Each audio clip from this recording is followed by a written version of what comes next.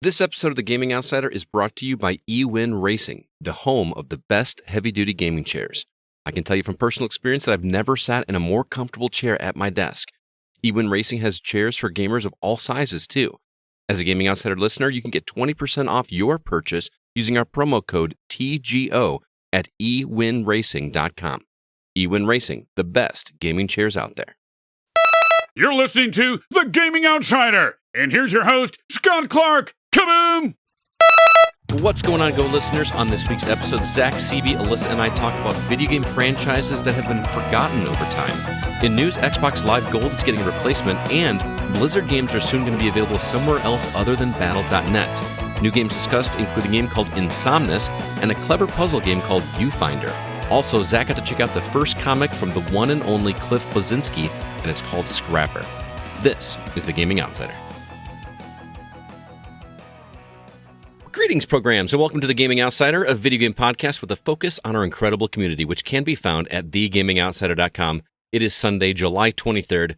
I'm your host, Scott Clark, and joining me are my good friends. First off, Mr. Zack Parkerson. What's up, man? How do you do? I do well. That's good. good. You don't do good. Superman does good. You do well. I do. Oh my goodness. I was channeling my inner teacher.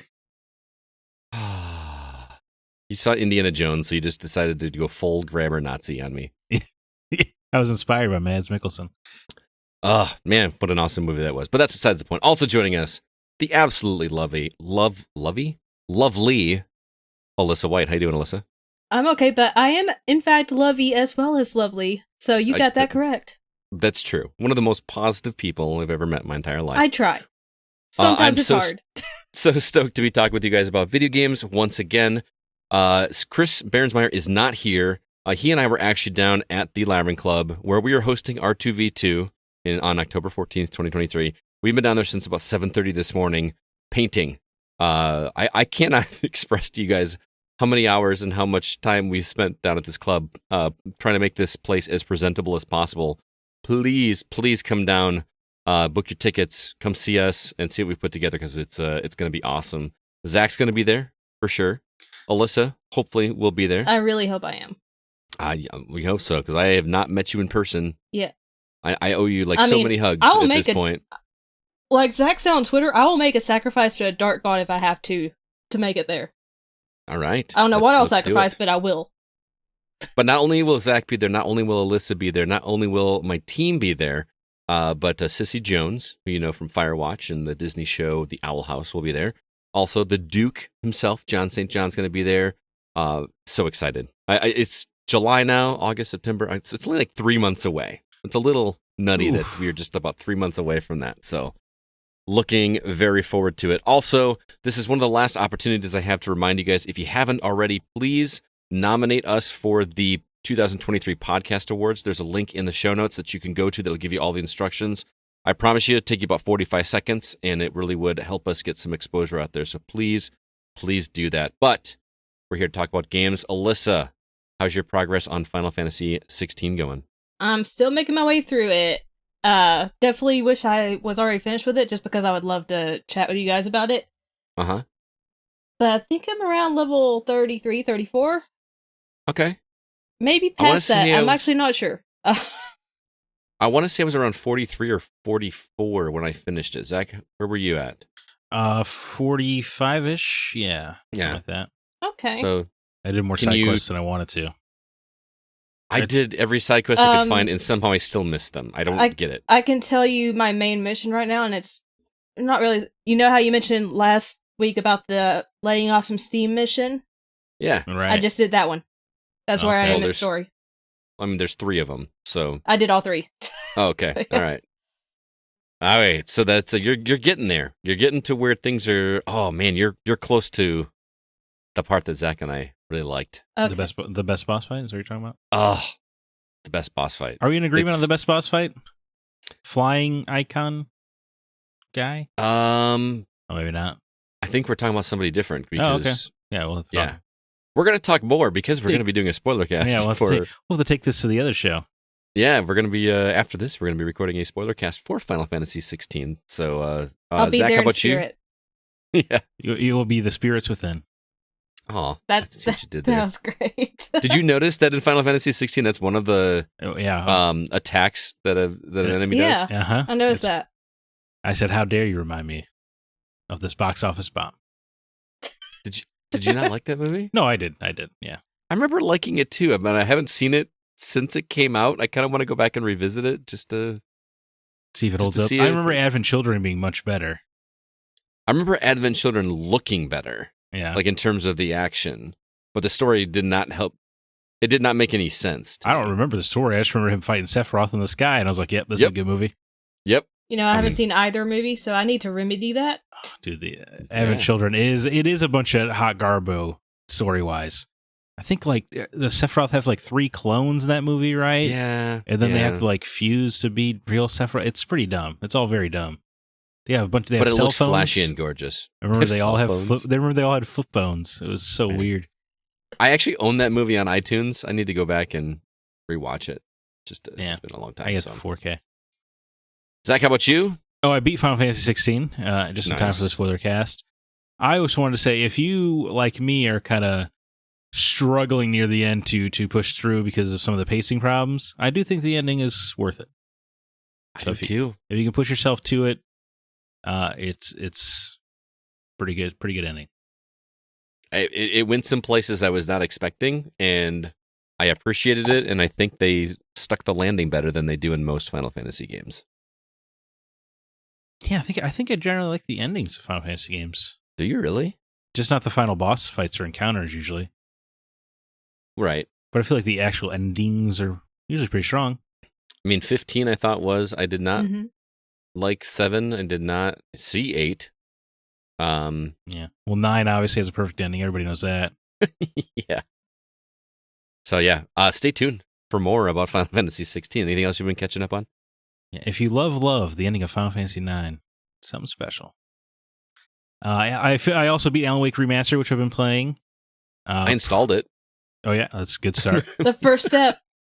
dude. I mean, it is so nice to. I beat the main game and both DLCs 12 hours. Oh, That's wow. great, man. Isn't that amazing? It's I miss amazing. that. And the main game is so well paced, and because it can control all the encounters and there's no skill trees and stuff, like every fight feels different and interesting. You can do that with a linear game like this. And then, I mean, surely you remember the ending.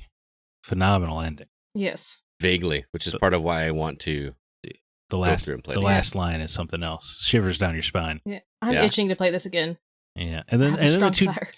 the 2 DLCs, which take place in the Dark Place, which is where he is in Alan Wake 2, got me really excited for Alan Wake 2 because there's a lot of cool creativity in the DLCs where there will be text floating in the air, but it'll say, reload, and if you burn it away with your flashlight, it'll spawn ammo for you, or you can do it to, you could summon an avalanche against your enemies if you That's can find the cool. word in the environment. It is super, super cool. A lot of creativity.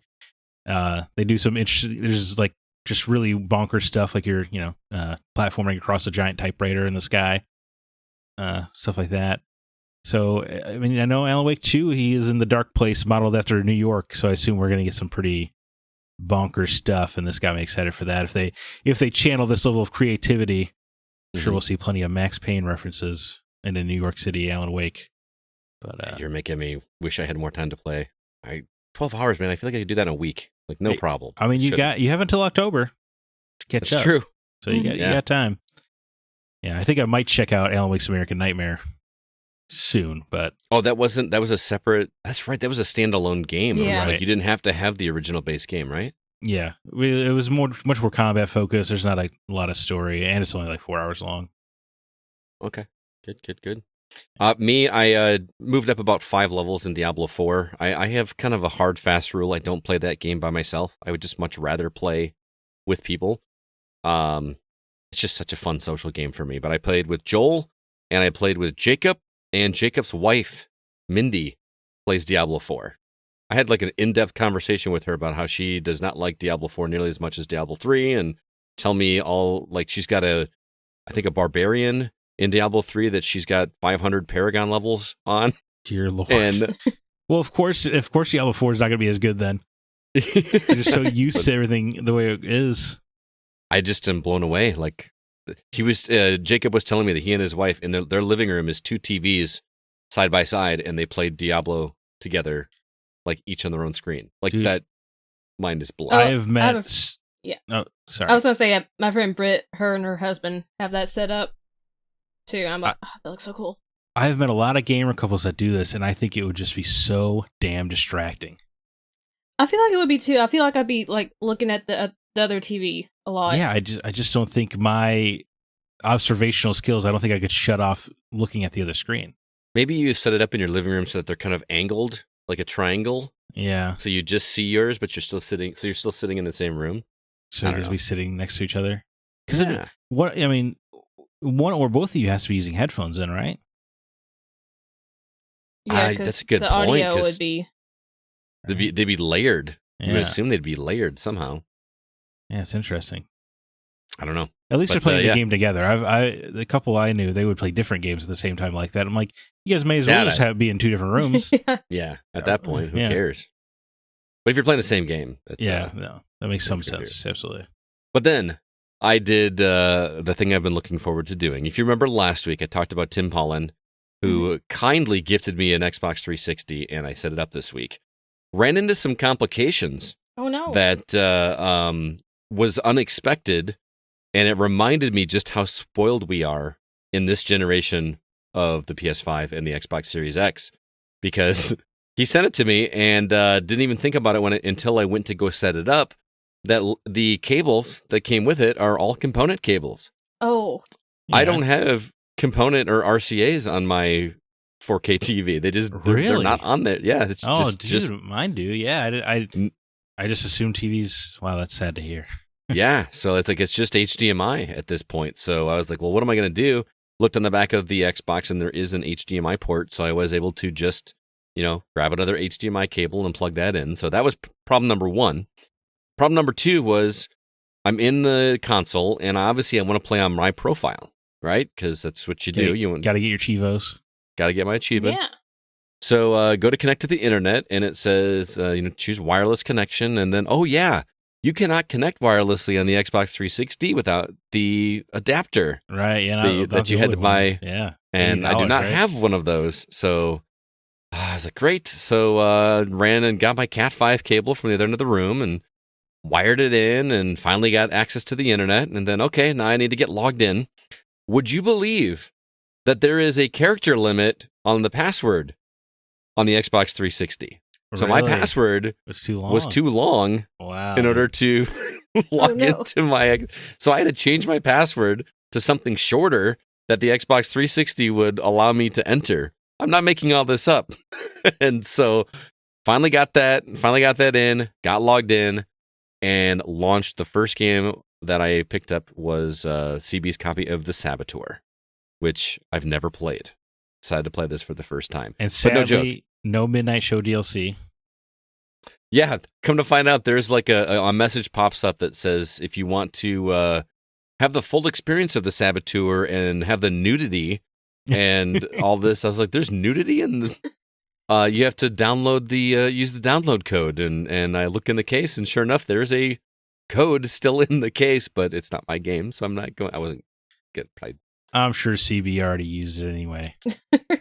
Or the person who owned the game before him. Yeah, So yeah, there's a code to get nudity in this game, which is kind of funny looking back because this is 2 generations ago. I feel like we have come a long way in terms of things that we can complain about now, with our games just not looking good enough and all this kind of. If you remember, this game was praised. There's a label on the front of The Saboteur that says this was IGN's E3 Game of the Year, like that. Right. How best of show, yeah. Kind of thing. Yeah, and I'm not knocking the game. This is 15, 20-year-old game at this point. But the character models have come a long way in those 15 years, guys. It is like the voice acting that goes with. They're definitely mouth flaps. You know what I mean? Like their mouths are not rounding to make the same words that are just like normal, commonplace in games that we play now. Now they just kind of the mouth just goes up and down in beat with the words that they're saying. which is fun. But on the positive side, I like the main characters. I did not realize he was an Irishman until I started playing it. I'm like, this is cool. An Irishman in France. I was thrown off a little bit because in my mind, in Europe, they drive on the left-hand side of the road. So like, why are they driving on the right-hand side of the road? And I looked it up, and sure enough, no. In France and in Ireland, they both drive on the right-hand side of the road. That is just in the UK and Australia that they drive on the left-hand side of the road. So I was all ready to be like, wait a minute, this isn't historically accurate. And I was wrong because I'm a dumb American. But the game, I have not gotten very far because it took me 45 minutes to set the thing up. Right. But I did the intro sequence, which it's funny how, I don't know how long it's been since you played, Zach, but the story just really just dumps you in. Like, you're an Irishman at the bar, and this French guy just comes over and says, you need to fight for France. And he's like, okay. Like, that's just the story of the game. It was like, and then, everything's in black and white. And then they do a flashback where, your character, I think his name is Sean. Yeah. It was a mechanic for a race car driver. And then you're actually like transporting this race car across, there's just Nazis everywhere. It's just, It's weird seeing the swastika in video games. I mean, I know that's a thing, like, I don't know. Were there swastikas in Wolfenstein or hell yeah. I Okay. was going to say, I thought so. But you're right. It does feel, at least in the past couple of years, it has felt like people are afraid of the swastika. Yeah. Like, it's just everywhere. I mean, and like, you're just seeing it like it's commonplace. I don't know. In full color. I'm impressed with how you can just climb anything. I don't know if that continues everywhere. Like, you can just climb anything. Yeah. Well, that was that era, right? Infamous Assassin's Creed. Oh yeah. Yeah. So I'm looking forward to that.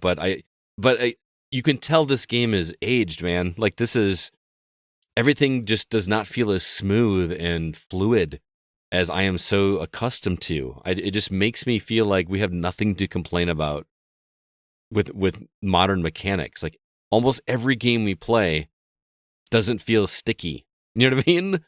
Or like there's like hand fighting mechanics in this, like where you get into fist fights, and it just feels. I'm sorry, that just is just boring to me. Is that throughout the game? I think there a lot of fist fights. Way more shooting than fist fighting, as I recall. But okay, I think you're just being a little bit of a wimp. I mean, it's just an old game, man. It's okay. I'm being a wimp. Yeah. It's literally they give you so many buttons. Like, there's a heavy attack, there's a light attack, and a kick. And all I'm doing is heavy attacks, and I'm not even getting hit. You know what I mean? Right. It's just not. So it is like a modern game. No sense of danger at all. Yeah. It doesn't feel difficult. I'm just waiting for it to be.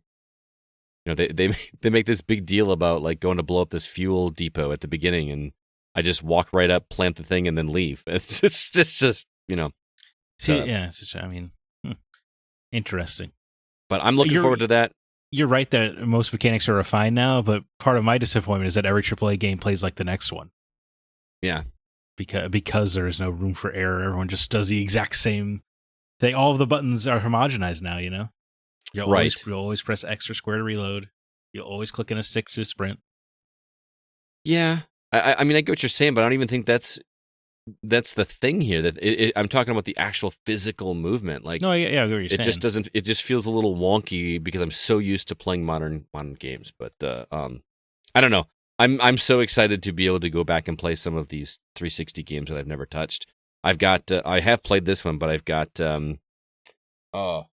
Singularity sitting here. I have played that. Looking forward to jumping back into that. And CB does not own a copy of Gun on Xbox 360, but I found a copy at Disc Replay for $4 that I'm gonna go snatch that up. Although I got a taste of that on my Steam Deck before I realized the controls aren't gonna work for me, and I cannot wait to jump back into that. Is the original Xbox One backwards compatible? I don't know. Okay. I don't know. I don't even know because that was right on the cusp, on the bubble, right? Both came out, I think, almost day and date, right? Because I think Gun came out 2005, which is when the 360 came out. Yeah, but again, thanks to Tim, that I am very, very excited just to be able to jump back and do this. By the way, it took like 20 minutes to download my profile after I finally got my password in. Why? So if you didn't want your achievements, you could have been playing in like 10 minutes. Yeah. I actually had it up, the game up and running, and I was like, I could, because Tim's old profile is still on there, which I got to delete. Actually, I can't even access it because it's. Here's the thing. Chris Owens, who has been on the show multiple times, have I told this story about how his wife wants this? We talked about it on the digital games. So I was like, I wonder if Tim has this game on here because it would be kind of cool to be like, what by random coincidence, but I can't access his library. So, so it's all, but it's connected to the internet now. So I tried first before I connected to the internet just in case. But so I tried, Chris. No burger time for you. Burger Time World, I think what it was. But anyway, I've been jabbering enough. Let's go ahead and jump into the week's news.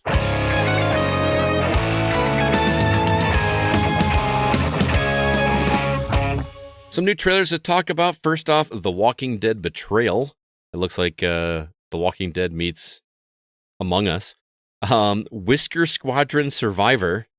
That is not on there just for Alyssa. I think the game looks rad. Skull Island Rise of Kong. And we got a new trailer for Spider-Man 2 as well. In other news, the Borderlands movie has an official release date. Microsoft announced the new replacement for Xbox Live Gold. And Xbox 360 games are the top-selling games being downloaded this week on Xbox Live, believe it or not. And lastly, Blizzard games are coming to Steam, and that is a much bigger deal than you might think. Zach, which of these stories interests you the most? Oh man, I kind of want to run down some of these trailers, if I may. Okay, sure. Because Whisker Squadron Survivor looks a little Star Foxy. Yeah. What was the name they called for this game? Rogue Flight. Yeah, was the Rogue Flight. That's the part that bummed me out was the roguelike elements because I wish it was just more just like make a Star Fox because no one else will. Yeah. But I think it looks super cool. Hopefully it comes to console. And then I think Skull Island Rise of Kong looks sweet. I don't think I've ever disliked a King Kong thing for whatever that's worth. I was doing the math when this game was announced because the other game was awesome. I like the 1933 movie, the 70s movie, the 2000s movie. King Kong hasn't really let me down. I'm trying to think of what games besides the Peter Jackson Xbox 360 launch. It's the only video game one, right? I believe so.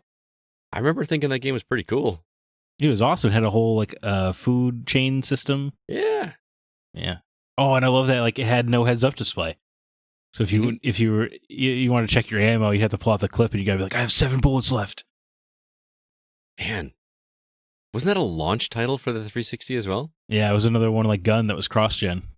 Mm-hmm. I remember that one being one of the first games that I was like, oh, got to play that one because it's an easy 1,000 achievement points back when I was...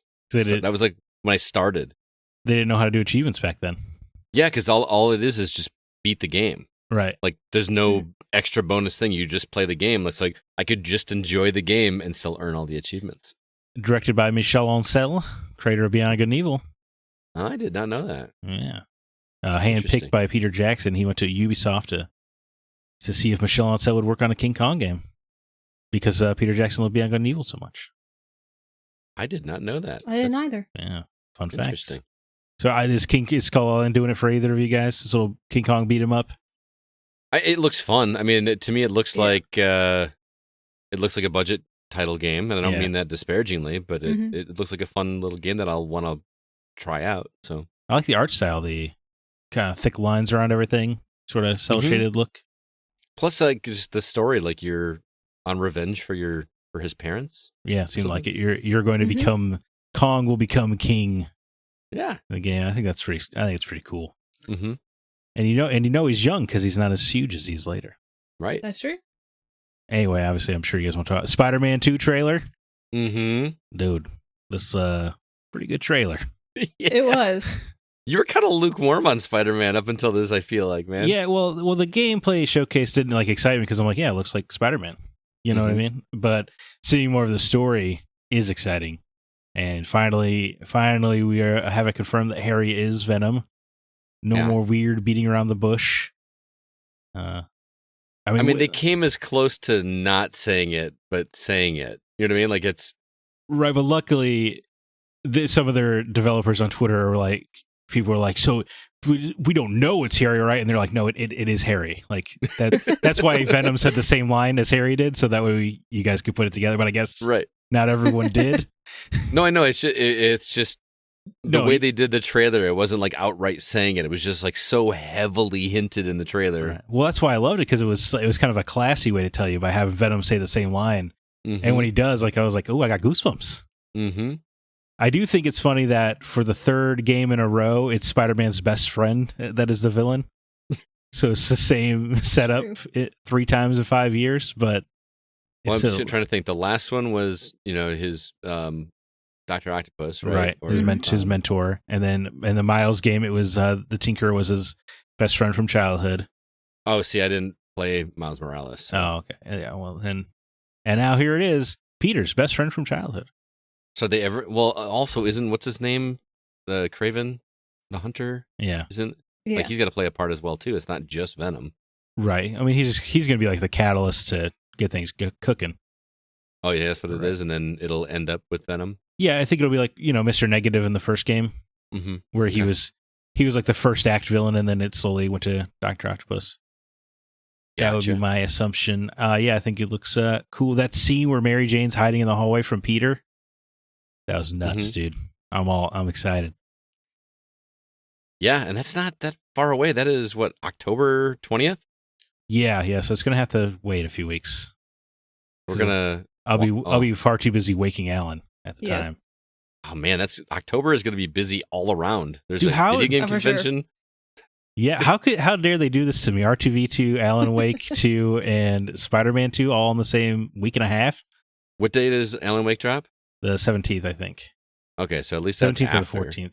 So we could celebrate R2V2 being over with Alan Wake 2. Alan Wake 2, and then 3 days later. Dude, this sucks. Alan Wake is pulling a Horizon. Yeah, which one? Because the first time it launched against Red Dead and now and Mario Galaxy 2, and now it's launching against Spider-Man 2. What is... Alan can't catch a break. He truly is in the dark place.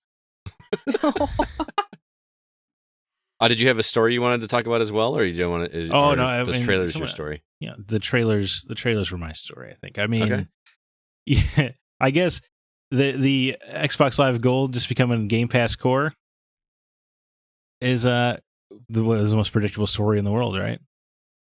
Yeah, I mean, it was inevitable. Yeah. I mean, I keep saying, like, I feel like I've downloaded all the Xbox Live with Gold games, but I can't tell you the last one I actually played. Yeah, same here.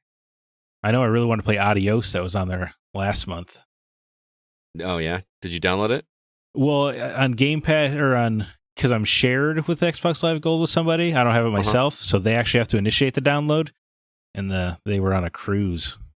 You shouldn't have to do that. That's what it told me. Every time I tried to go to it, it would say I had to pay for it, or I could have the primary. No, what you do is you actually go into Game Pass, like instead of like looking in the Microsoft Store. Right, well, it wasn't a Game Pass game; it was a Game with Gold game. Oh, yeah, okay. Yeah, no, I can download Game Pass games as I please. Yes.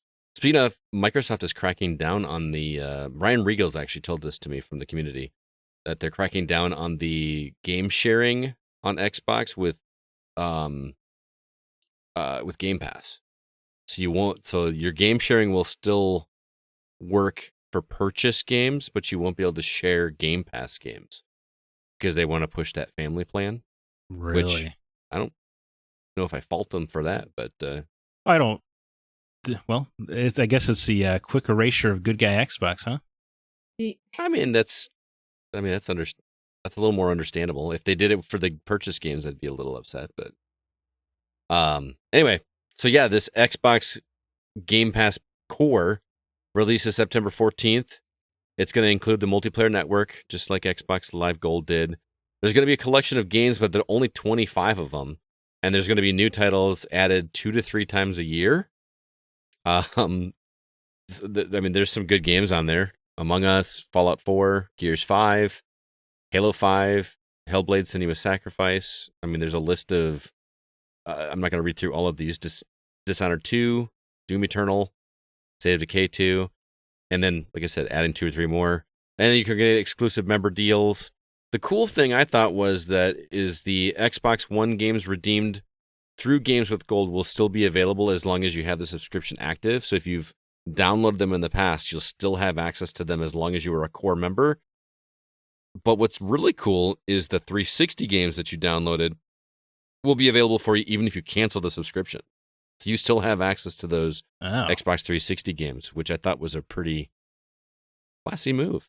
But anyway, all that for $9.99 a month or $59.99 a year, which I don't get it, guys. Honestly, I guess if you were just a Call of Duty player, you know, or a Rocket League player or something like that, you just want to be able to play online, that seems like the only audience that this would be for, because why not pay the extra $5 to get Ultimate? Right? And get all the games? Yeah. That's what they want you to do. Right. I mean, that's the mindset is just pay the extra $5 and go all in. Get Starfield. Get, you know, I mean, a library of 100 games, you know, 4 times as many games for another $5 a month. Just seems like, I don't know, no brainer. You have any thoughts, Alyssa? Not really on it.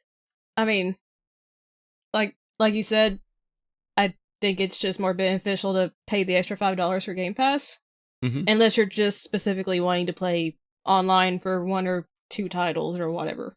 Right. All right, Alyssa, what story did you want to talk about? Well, the Borderlands movie finally has an official release date, and that is August 9th, 2024, and it's directed by Eli Roth, which to me is a little bit of a weird choice. It stars Cate Blanchett as Lilith, Edgar Ramirez as Atlas, Kevin Hart as Roland, Ariana Greenblatt as Tiny Tina, Florian Munteanu as Krieg, Jamie Lee Curtis as Tannis, and Jack Black as Claptrap. And the synopsis reads, these unlikely heroes must battle alien monsters and dangerous bandits to find and protect the missing girl, who might hold the key to unimaginable power. The fate of the universe could be in their hands, but they'll be fighting for something more, one another. At least they're sticking to like what Borderlands is in terms of story. I mean, not that the story of Borderlands is deep at all, right? Like, I mean, it's just vault hunters go find the treasure in the vault. I mean, right. Well, then the actual treasure sucks. Yeah. I wonder if they're hiding. Is Handsome Jack going to be in this thing? Like, that would be a fun. No, drop. he's your after credits tease. Is that for a that Borderlands makes sense.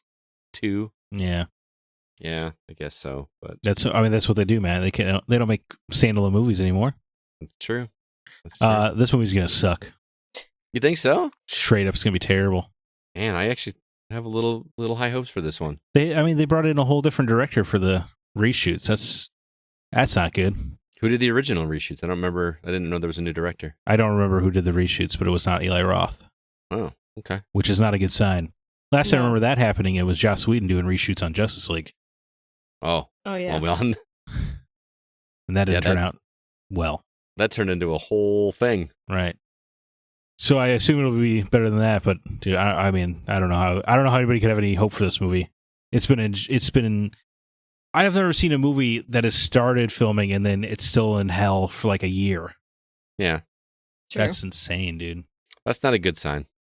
I think some of the casting is pretty good, though. I think Jamie Lee Curtis as Tannis is perfect. I think that's great casting. I don't know about Jack Black as Claptrap. I certainly don't know about Kevin Hart as Roland. I mean, he's like this tall. Like, yeah, well, that's fine. You can be short and tough. I'm not hung up on height. It's more of Roland was the straight man of the original game. He was on the. He was the one who, you know, the jokes worked because he was trying to keep everybody on task. That's hard to imagine Kevin Hart doing. And I will say that Kevin Hart can act. He can do non-comedic stuff. I don't know if you saw that movie with him and Bryan Cranston, which had comedy elements in it for sure, but he actually can act. But I don't see him doing straight-laced acting in a movie based on Borderlands. Right. You know what I mean? Borderlands is very much a comedy in itself. So, yeah, Roland was the no-nonsense guy. Right. Right? Well, and that's what made him funny, because he was still no-nonsense somehow in this world. Right. Right. So that can be funny. I don't know. Maybe Can Kevin he Hart does that? do it? That'd be cool. I'd be It'd be into cool that. if he could yeah. do Yeah, it. it would Yeah. be. I don't know how I feel about Kate Blanchett as Lilith. I Crickets. don't, yeah. I'm not sure. I mean, Lilith was the best character in Borderlands. I agree. But I don't know. And Kate I'm not- Blanchett's a good actress. I'm not saying she's a bad actress. Yeah. I just don't know. Why is Maybe Tiny it's not like Tina? Why is Tiny Tina in this movie? Because that big name, big. Yeah. Everyone wants to see what people are going to do on the big screen. Ugh. And some people like Tiny Tina. Thank you very much. I would say that nothing turned me off of Borderlands faster than Tiny Tina. I wish I could get someone to play Borderlands 3 with me. My crew stopped playing. Was That's Tiny what Tina? Is Tiny Tina in the game? Because then I understand. No, I haven't seen it. You won't touch She's worse than Borderlands. Claptrap. I don't have a problem with either. But anyway, I wanted to talk quickly about this Blizzard story. You can play Blizzard games on Steam, or at least one of them for now, more to come. Because previously you had to play these games on Battle.net, which I feel like that's been a tight thing for a long time. So this feels like a big deal because Blizzard has finally given in, and they're going to be putting a handful of their games on Steam for people to be able to play there instead of Battle.net. First one's going to be Overwatch 2, which is going to be available on August 10th. Blizzard claims that they want to, quote, break down the barriers, unquote, between gaming communities. That's not... If that's what you want to do, why didn't you do that to start out, man? Well, I guess the change has to happen sometime. Yeah. However, I think it's really got a lot more to do with the fact that nobody's playing Overwatch 2. Oh, That's also true. the bigger thing. Because the player count crumbled after they updated to 2. Well, and got rid of 1, right? Like, you That's can't what I'm even saying, play Yeah. Overwatch, which is just such a weird move. Like, you're going to play this, you're going to like it. Yeah. I don't even play Overwatch, so I can't speak to it, but no word yet on what other games are coming yet. I just thought this was an interesting story. And I also I don't know. What? Talk. I thought it was in, huh? I said talk. Tell us, share your mind. No, I'm not a PC guy. And to me, like, but even I know that you can't play Blizzard games anywhere but Battle.net. Like, Right. that's just has been a big deal. I don't understand why it's taken so long. And like you guys are saying that it's the poor sales of Overwatch. I think it is the popularity of Steam as a platform. And they're like, well, we want to get a piece of that. People would rather play on Steam, which again comes down to the just click on a different launcher thing, right? Right. Mhm. But I think because Steam is so popular is why they're willing to put Overwatch 2 Right. there to get new players. Yeah. Yeah, that's what I'm saying. Like it's not we want to break down these barriers. No, you want more people playing your game Right. or games, and I don't know. And you're no longer in the position of your games are no longer so popular that people will come to you. Right. Yeah. Yeah. Yeah. I mean, you can play Diablo on PlayStation and Xbox. You know what I mean? Like, why has Steam been out of the mix for so? I don't know. Because Anyway. well, it's on PC. On not through Steam though, right? No, I know, but I'm saying it's on the platform. You can Yeah. play it. You just have to download a different launcher. Right, but you don't. But on Xbox and PlayStation, you don't have to go through Battle.net. You don't have to Going log into through you don't log into an Activision or Battle.net account. I had to log into Battle.net when I started Diablo 4. Yeah. I don't remember having to log into Battle.net, but again, who knows? I was drinking that night. Maybe I don't know. I mean, I would be surprised if you didn't, but maybe I'm wrong. Wow, I have a reputation. I do want to mention very quickly because I thought this was interesting that believe it or not, Xbox 360 games were selling the highest this last week because news spread virally that Xbox updated the servers for matchmaking and things in older Call of Duty games on the online service. So right now, Modern Warfare 2, not talking about last year's Modern Warfare 2, I'm talking about Call of Duty Modern Warfare 2 from Xbox 360 is currently the top paid game on Xbox Live, beating out Red Dead Redemption 2, Hogwarts Legacy, Elden Ring, and even last year's Modern Warfare 2. In-game player counters reached as high as 100,000 concurrent players, which does not sound like a lot of players, but for a game that is 15, 20 years old, I just think that's kind of cool. Dude, that's a lot of players by any metric. Yeah. And many of those games have been available at a discount as well. So the question that's being thrown around is, are they going to just take all this money from people and then here you go, have them on Game Pass now that you guys that really wanted it paid for it, and then make that audience even larger once again? Hey, they didn't tell you to buy it. They just said it's fixed. That was on you. I don't feel like they advertised it either. It wasn't like they made this big marketing campaign to let everybody know that these games are available. I didn't even know about it until I saw people posting about it saying, hey, I'm playing Call of Duty Modern Warfare 2. And I was like, I didn't even know those servers were still up, much less fixed. So, I don't know. I just think it's crazy that the week I get an Xbox 360, again, sales skyrocket. It's all because of It's like you guys. they knew. You can play. You can play it on native hardware as well. I know, now I can, which is crazy. I wonder how that would work.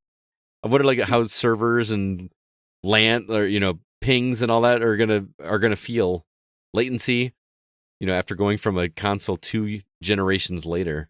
I don't know. Well, the people you're playing against probably have like an up-res version, so they're seeing stuff better, just obliterating you. Right. All right. Well, want to remind everybody very quickly about Patreon. If you'd like some bonus episodes, we recently this week posted a brand new episode with our friend Marina Ryan over from Quest Markers. I highly recommend you check it out. We actually made that one available to everybody. So even if you are not a current Patreon subscriber and you'd like to see what those Desert Island Games episodes are all about, please find us on Patreon, check it out, and if you like it and maybe would like to hear more, you can subscribe for as little as $1 a month to get the bonus, to get our regular episodes a day early. And then at the $3 tier, you'll get 1 bonus episode, and at the $5 tier, you get 2 bonus episodes. And as we mentioned, we're going to be recording a Final Fantasy XVI spoiler cast directly after this episode, which will be available sometime later this week. We're doing that with Mr. Brandon Smith, who is, in my mind, the Final Fantasy expert at this point. He knows his stuff. But if you'd like to check any of that out, head over to patreon.com/thegocast and sign up today. With that, let's go ahead and jump into the new games that we've been playing.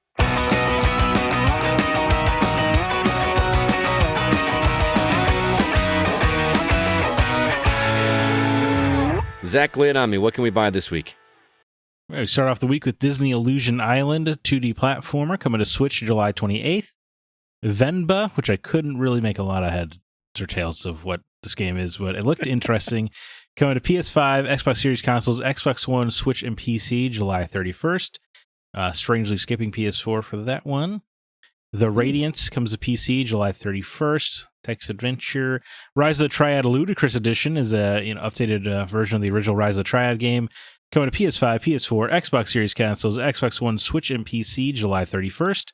Luda. You can get your ludicrous anime on with Akiba's Trip Undead and Undressed Director's Cut.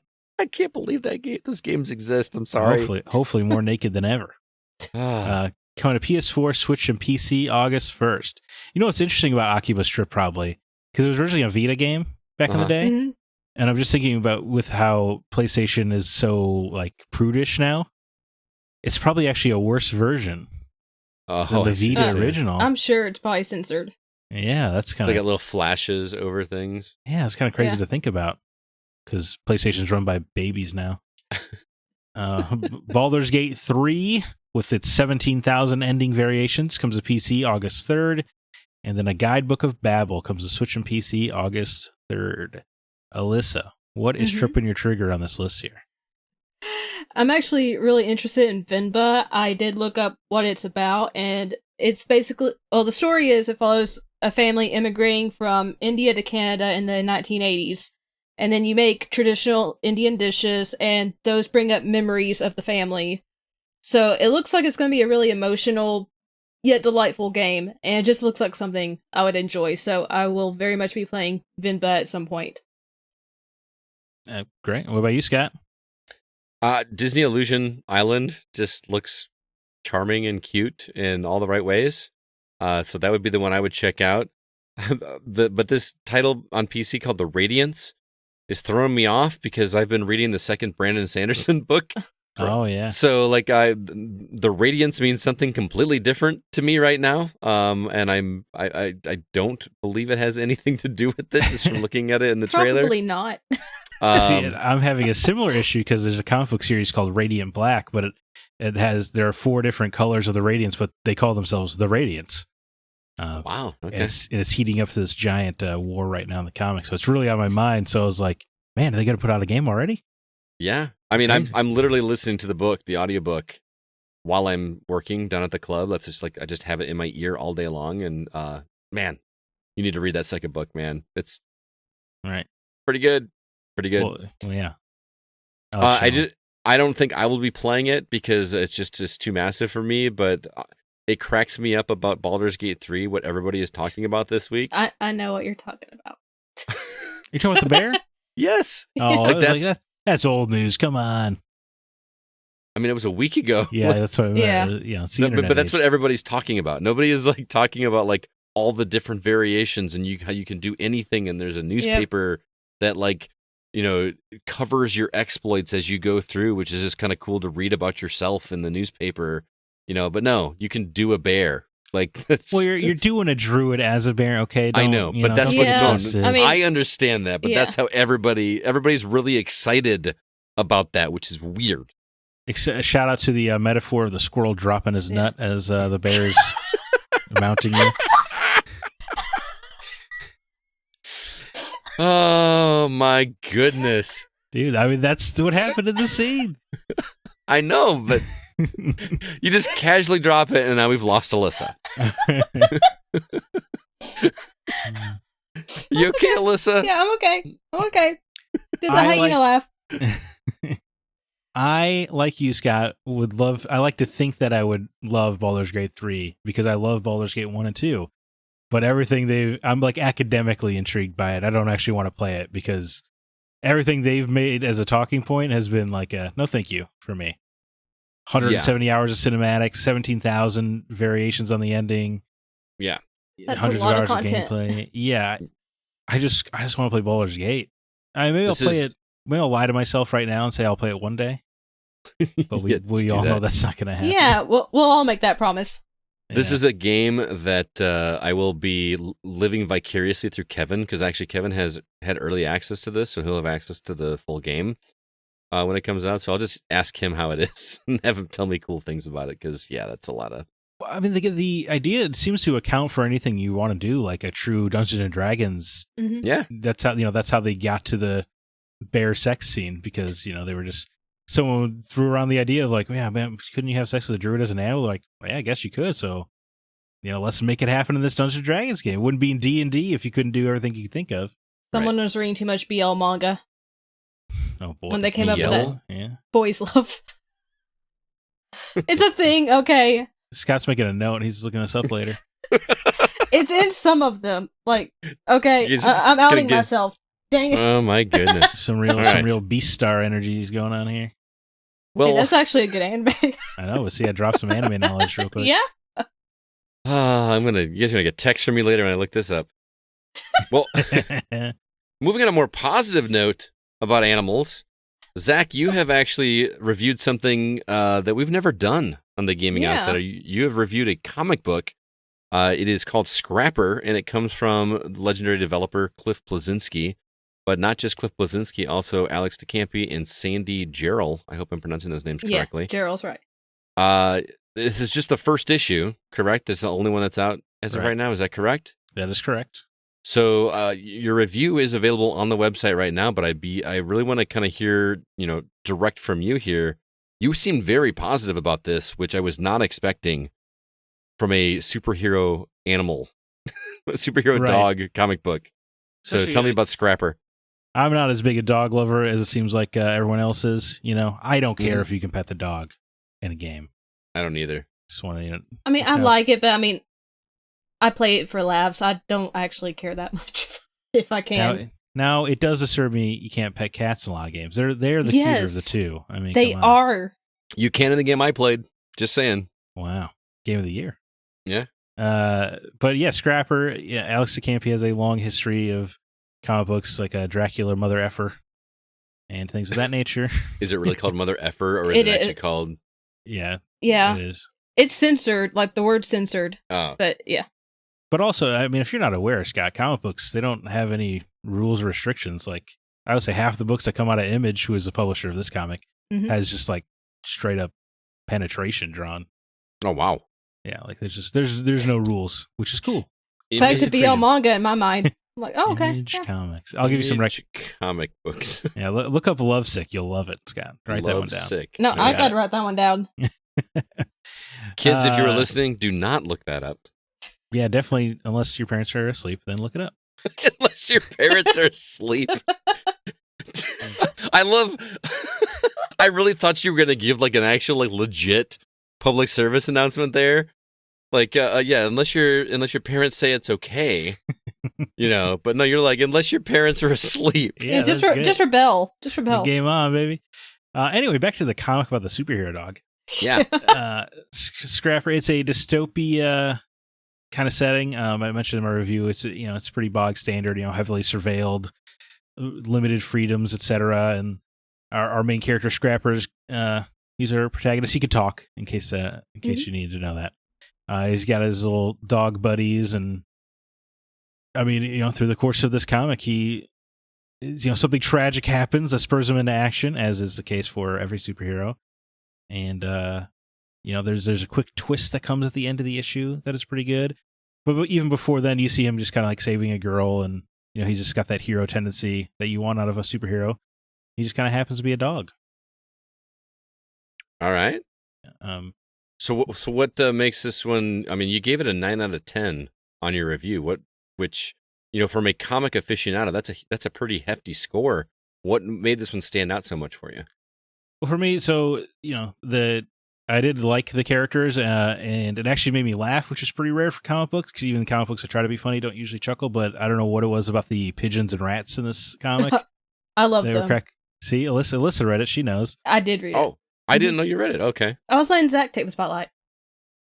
Oh boy, I don't deserve it. But yeah, the pigeon rats are funny. It's just kind of like a charming atmosphere. And then what really pulls it together for me is this art from Sandy Jarrell, who I can't say that I'm familiar with their work, but I thought the artwork was exemplary. I thought the line work was good. The colors really pop in a way you don't see in a lot of dystopias.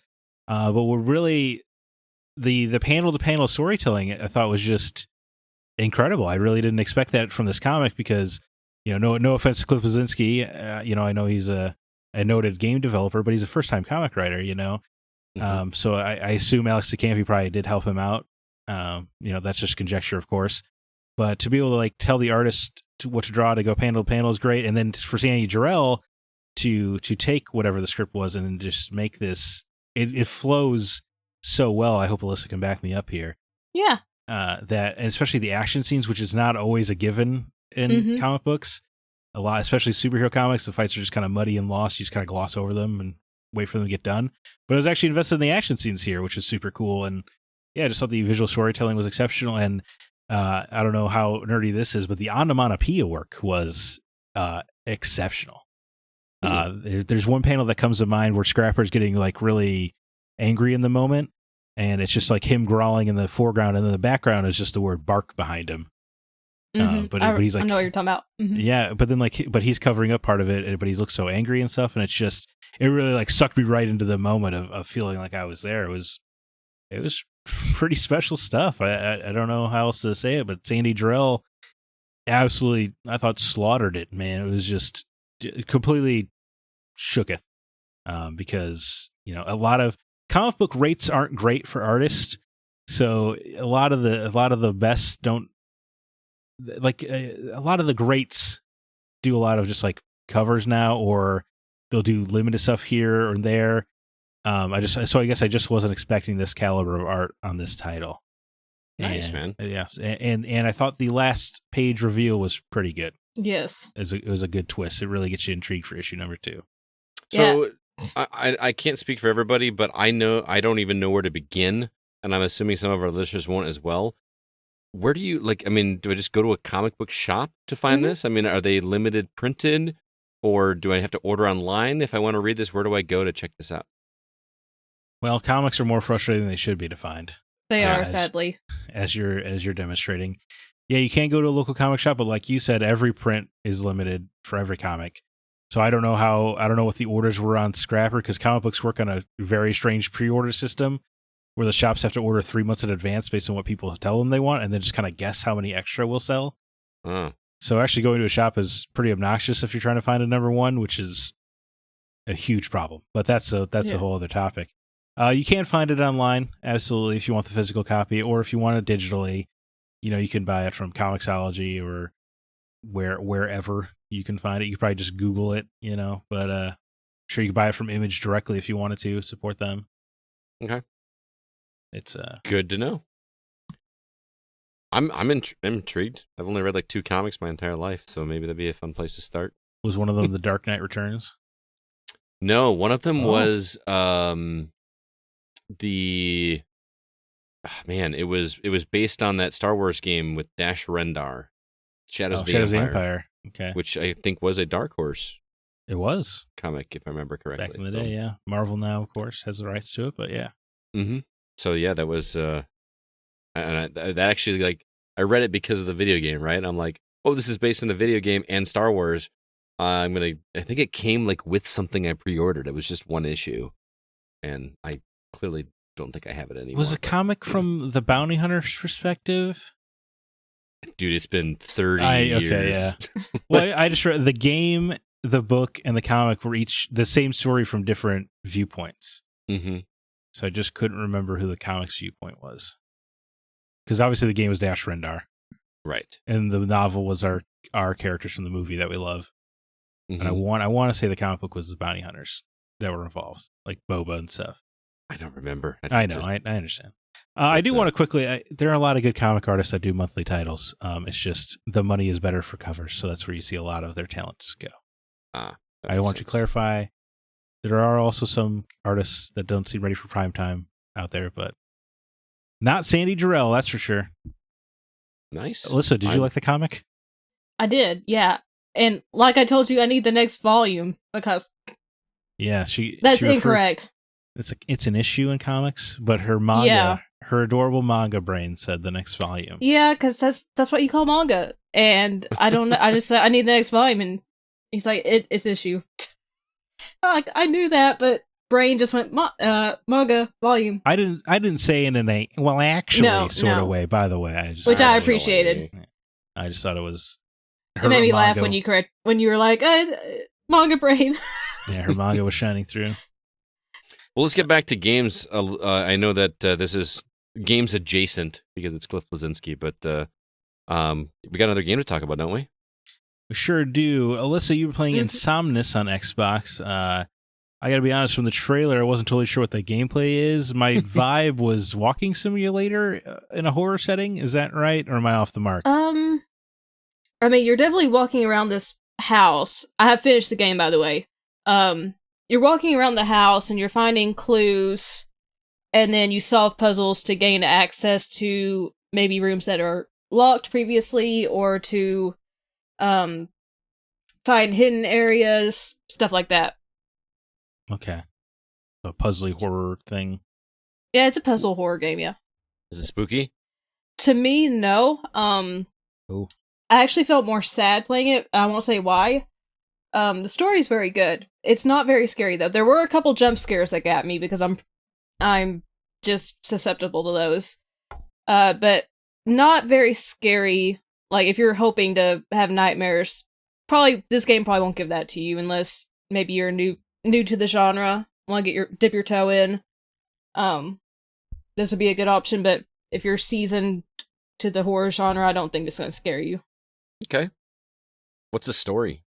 I don't really want to spoil too much about it, but you play a man named Joe who inherits his grandfather's manor after his grandfather died.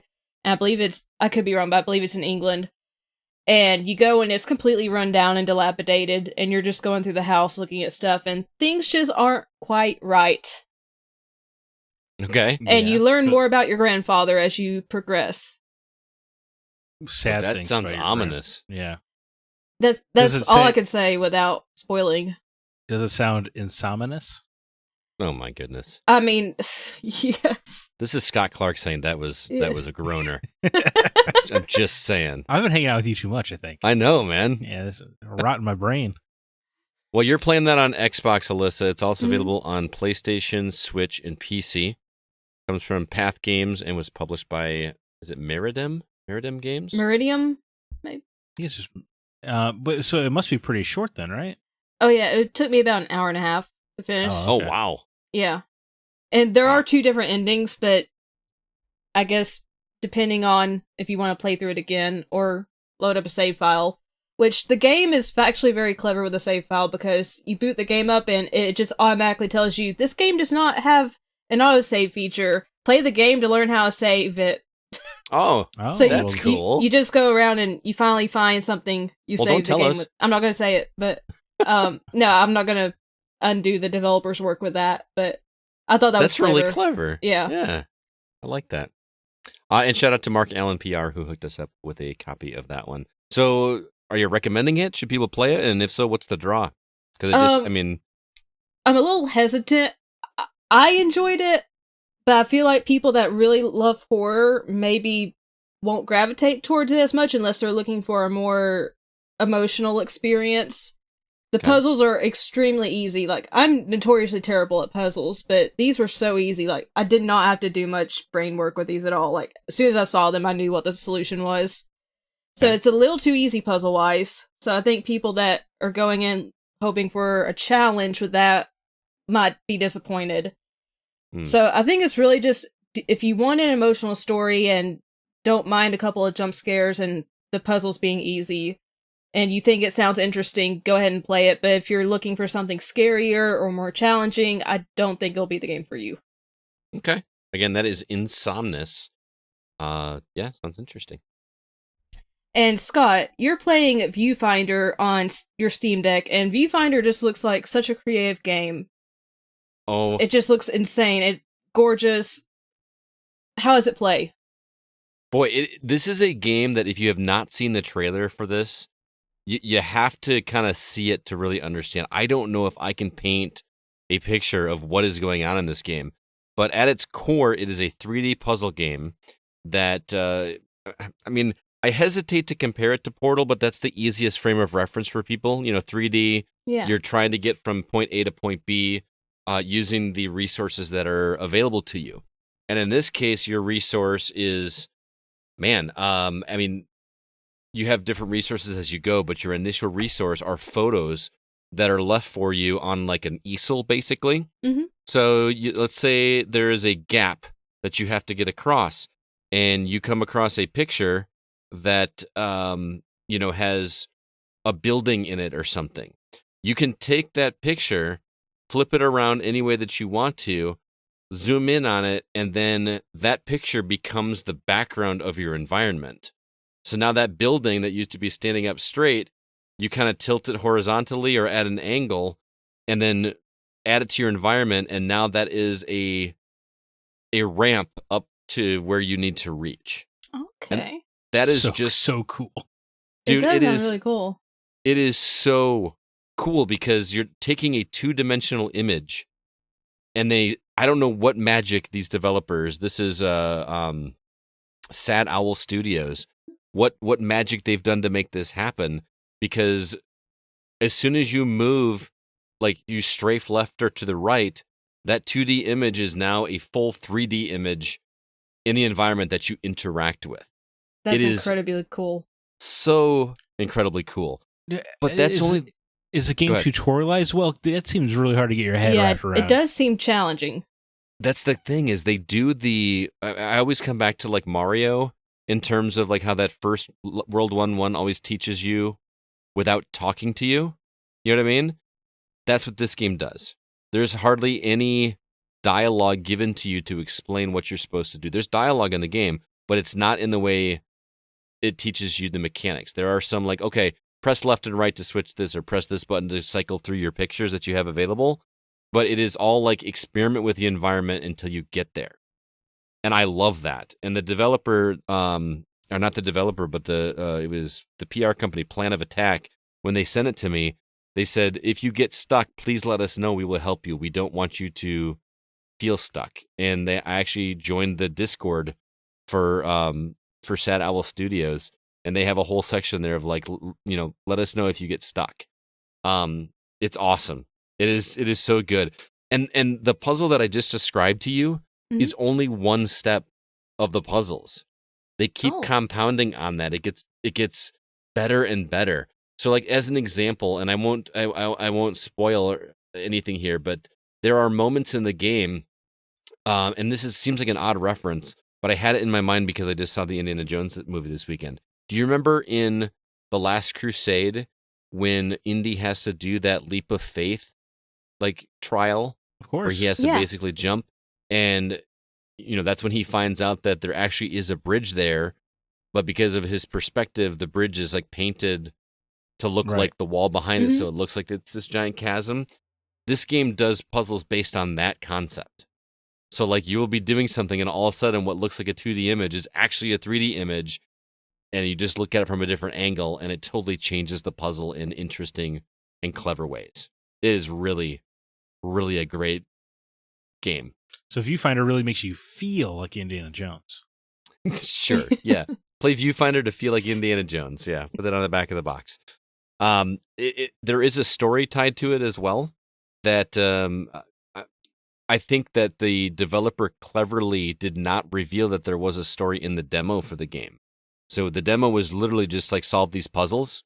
And in this, they actually kind of kick things off with a bit of a story that if the developer's not going to tell you there's a story until the game releases, I'm not going to really go into the story because, number one, that's not the reason to play the game. And number two, what the story is in itself is kind of fun to discover as you're playing it. So I would highly recommend checking out this game. It's like $25, I think, on Steam and PlayStation, and you can play it on either platform there. Highly recommend it. I will say I was hoping for a Portal 2 experience, and I think it's a fantastic game. It doesn't quite reach those depths in terms of it's a much shorter game. I think I beat it in like 4 or 5 hours. So, which is, hallelujah. But some of the moments and the things that happen in Portal 2 just really stand out. And this game tries, but it doesn't quite land as in an impactful way that the Portal games did for me. But, they've also probably got a lot more resources, but it's still worth it. And yes, Alyssa, you can pet the cat. Yes. And he does this cute little like thing every time you pet him. Aww. So, and yes, there's an achievement for petting the cat. So, Viewfinder, the publisher is Thunderful Publishing. I highly recommend it. It is worth checking out just to see the clever things that this developer has come up with. And I've just scratched the surface. You know how, Zach, you've talked about in games, you like games where like you feel like you're never doing the same thing for more than 20 minutes? Sure, or something. I think everyone does, right? Mm-hmm. This does that very well. I mean, you'll come back to some of those elements. So it's not like you do something and then never see it again, but they like compound on it, and the gameplay drastically changes as you go from world to world, in just clever ways that are just great. The only go ahead. So you're trying to get at the thing I like where that It Takes Two and Mario games do well, where they introduce a mechanic for an hour and then they just abandon it. Right. Like they get all the ideas out of it and move on, which is cool. Yeah. The only frustrating thing about this game for me, and some people may like this, is the last puzzle of the entire game, which I have a love-hate relationship with it, because the last puzzle basically takes every concept you've learned throughout the first 4 hours of the game and puts them all in one giant puzzle that strings everything together, which is awesome, but they time it. They give you like a 5-minute timer to complete the this timer, puzzle, which is frustrating because I don't want to. In essence, it's fun to figure out each aspect of what I'm supposed to do, and then be like, okay, now that I got that, I have to start back at the beginning, rush through this first part that I now know how to do, learn the next part, run out of time, start over again, do that. You know what I mean? You got to kind of keep doing it over and over and over again until you master everything. I mean, thankfully, it's only like a 5-minute level, but I don't know. I hate timers, especially in a puzzle game. I don't want to be rushed. when I'm trying to figure something out. Yeah, you don't want to be rushed while you're thinking. Yeah, exactly. But Mhm. yeah, Viewfinder, definitely worth checking out. I highly recommend everybody check out that game. It's awesome. All right, moving on. Want to remind everybody about where you can follow the Gaming Outsider on social media and whatnot. Facebook.com/groups/the GoCast is a place. We got an awesome community over there. I highly recommend you join. I keep that up to date with any news, any podcast updates that we do, and anything R2V2 related as well. Also, our Discord server is live and thriving. We have a good community over there. There's a link in the show notes. Please drop us a review on Apple Podcasts or wherever you listen to our episodes. We would appreciate it. And lastly, our website, thegamingoutsider.com. That is where you'll find all of our episodes and all of our written content, including Alyssa's review of Frank and Drake, Zack's review of Scrapper, the comic that he just talked about, and then Alyssa's review of Insomnis should be up there by the time you hear this episode as well. So again, thegamingoutsider.com. With that, let's go ahead and jump into our From the Outside In topic.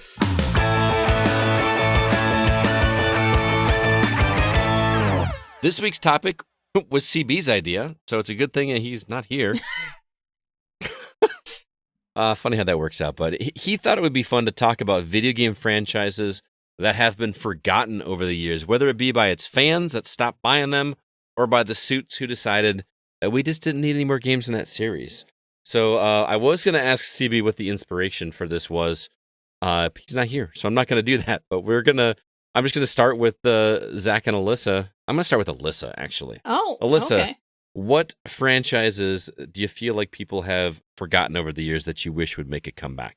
I had 3 in mind, and these are purely nostalgic for me because I watched my uncle play them and also played them with him. First up is Dino Crisis, of course. I love that franchise, and I would really love to see it come back. Great dinosaur games. Why did that game get abandoned? I was very young, so I don't know, actually. Weren't there 3 of them? Yeah, I believe there were 3. Right, well, the third one, no doubt it put the final nail in the coffin because it was Xbox exclusive, which was not good for a Japanese game at that time. And it was in outer space. What? Okay. So oh my goodness. Nobody wanted that. Dinosaurs in outer space? I mean, that idea is cool, but Yeah, it's not what you want is. from Dino Crisis. No. Right. Not for that series, no. Okay. Okay. I'm down with Dino Crisis. Okay. That was like when the Resident Evil games were just like huge on the original PlayStation, right? It was It was like another Resident Evil style game, but with a different setting. Yeah. And made by Velociraptor. Capcom as well. I mean, please remake Dino Crisis. Yes, please. I want to relive my childhood. Was it they're remaking everything else? I know. Anyone Anyone hears me, please remake Dino Crisis. Get Code Veronica out of the way and then move on to Dino Crisis. Yeah. That's on my pile of shame, by the way. Code Veronica? I've never played Code Veronica. I haven't either. That's why I want them to remake it. Or whatever they... It's an essential chapter of the overall story, guys. I guess not, though, because you've not played it, but... I know, every time I admit I haven't played a certain Resident Evil game, I feel shame. 4? I played 4 with the remake, but before that, massive shame. The only other one I have not played is 0. I've not. I played the beginning of 0 and I got frustrated, so... You guys are killing me. I know, I'm sorry, Zach. I don't want to kill you. Yeah, Ashford twins in Code Veronica are some of the best villains of the franchise. Fair enough. All right, so that's 2, right? I mentioned 1. We got a little... Oh my goodness. The next one, I have really fond memories of, and I was really weird playing it, and I did have a speech impediment as a child. I know I've said this before, so I have trouble saying the second word in this sentence, so if I say it weird, I'm sorry. But it's Bloody Roar. There we go. The fighting game? Yes. I would play that with my uncle. We played, I think there were 3 games. The first one was on PS1, and then the other 2 on PS2. But we would just always play against each other. He would not he did not take it easy on me. It's like whoever won. But I for some reason, going off on a story, I thought that if I got up and kind of like jumped around like the characters did while playing it, that I would win better. And I was probably just distracting him. And that's probably why it was working. But Alyssa, that is adorable. and like, especially when we'd be there at Christmas or whatever, having Christmas dinner, me and my uncle play that, everyone in the family would come watch me do that. I'm just like, they're watching my skills, and now I look back, I'm like, they were watching because it was funny. But yeah, just fond memories of that. I don't know why. I love transforming into animals as the special move for some reason.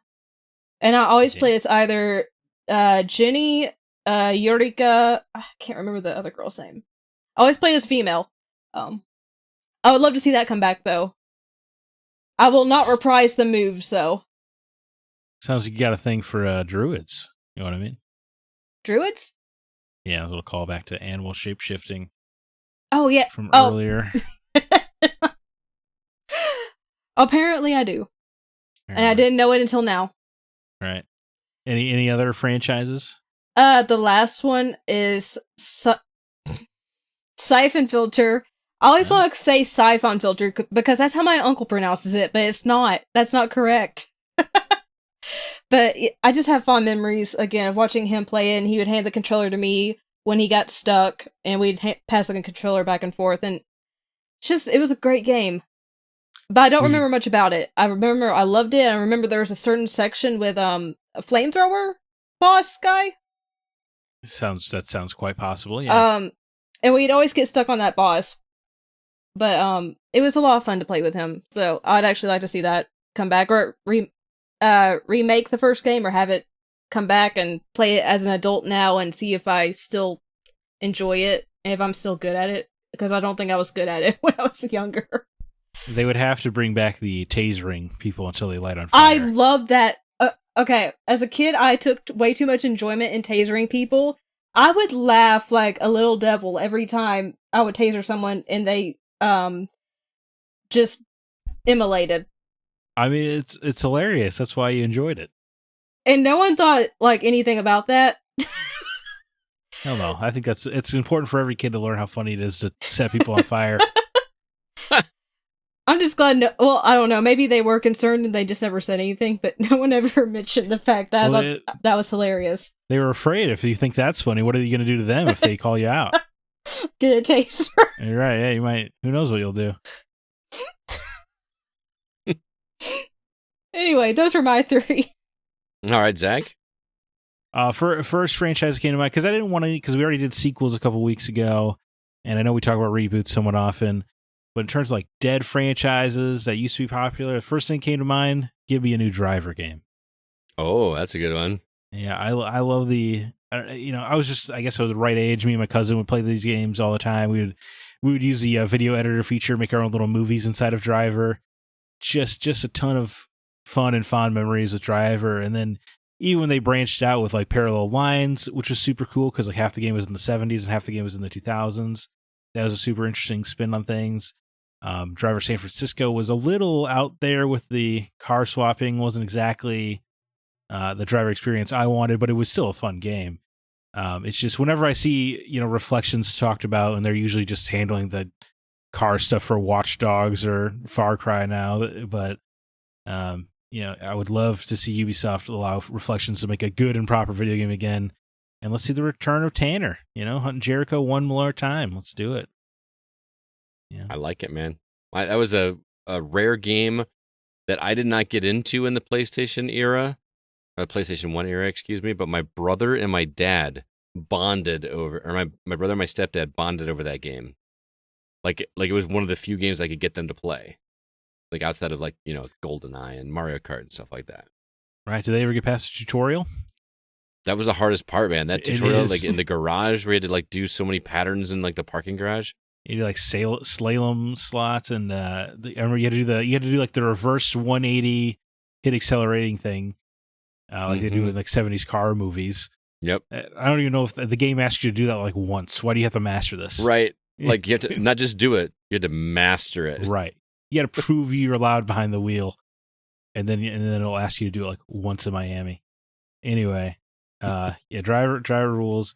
Along similar veins, I would love to see another Getaway movie.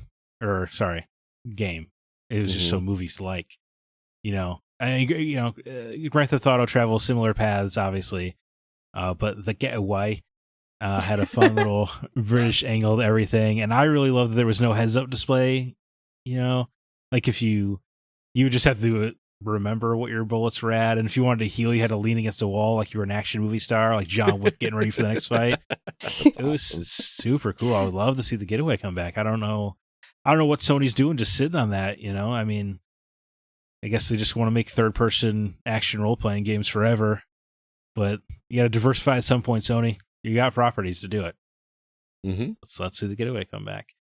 And then Parasite Eve, obviously, I feel like always comes up in these kinds of conversations. I would love a new Parasite Eve, whether it's a reboot, a sequel, a next franchise installment, whatever it takes. But let's get the gameplay of the original game back, the turn-based shooting game with a free range where you're moving around during your turn. Mm-hmm. Super great combat system. I don't know how. Surely there must be an indie game out there that has just stolen this combat, right? Because it's so much fun. Let's see. Let's get that back. And then the last one I wanted to mention was I want a new Brave Fencer Musashi game. Ah, man, that's a game I never played. Yeah, I always wanted to play that one, but I never played it. Well, it's a franchise because the PS1 game is obviously great, but then there was a PS2 game that was also not as good, but it was a fun action game. With that first one, the little isometric perspective, RPG, but it was a comedy first. It took place in the all-you-can-eat kingdom. Everything was aimed after food. It was just a fun atmosphere, and you kind of had a Kirby ability because you could throw your swords at people and absorb their power for a short time, which is super. Yeah, it was fun in that kind of setting. And I remember the collectibles even were so fun in that game. There was action figures of the townspeople, and you could choose to open them or keep them in their packaging, which is a fun extra layer. I think Musashi should come back. The second one had a great art style, like a super cool anime aesthetic. It looked almost like an anime emotion, but that was more of a straight action game. It was a little bit less exciting, Samurai Legend, but either way, I think a new Musashi game would be something special. I didn't even know there was a second one. Yeah, sure is on PS2. It just kind of blows my mind a little bit. It would be another franchise that'd be great to see come back? Real Assassin's Creed. That'd be nice. That'd be great. I was waiting for one of those to drop, like just something where someone's like, a property that actually does exist, but we just want it back the way we want it. Because it hurts, because I thought Assassin's Creed Mirage was going to be that. And then they showed the gameplay. They should have never shown the gameplay. I might have bought it. Yeah. But, they got the eagle flying around marking targets. He's teleporting in between guys to kill them. I'm like, no, this isn't. You're close. You're close to Assassin's Creed, but. Ubisoft, you're breaking Zack's heart. I want it. I want the classics. I know. I can tell you want it.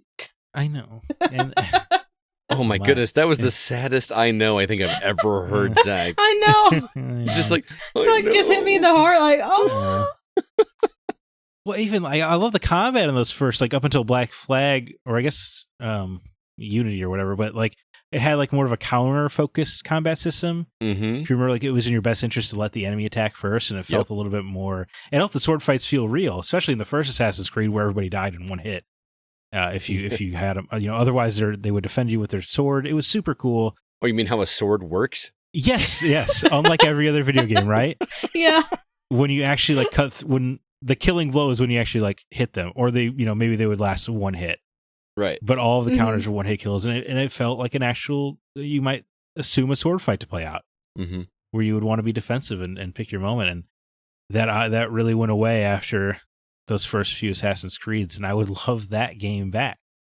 But they don't want to. Not even when they say we're going back to the roots, do they actually have an interest in going back to the roots? I mean, do you really trust anything developers say anything more about their games? Release dates, all the stuff they promise? No. Oh yeah, we're Insomniac was like, yeah, the Spider-Man trailer was all captured directly from the game running. I'm like, I'm sure it was, buddy.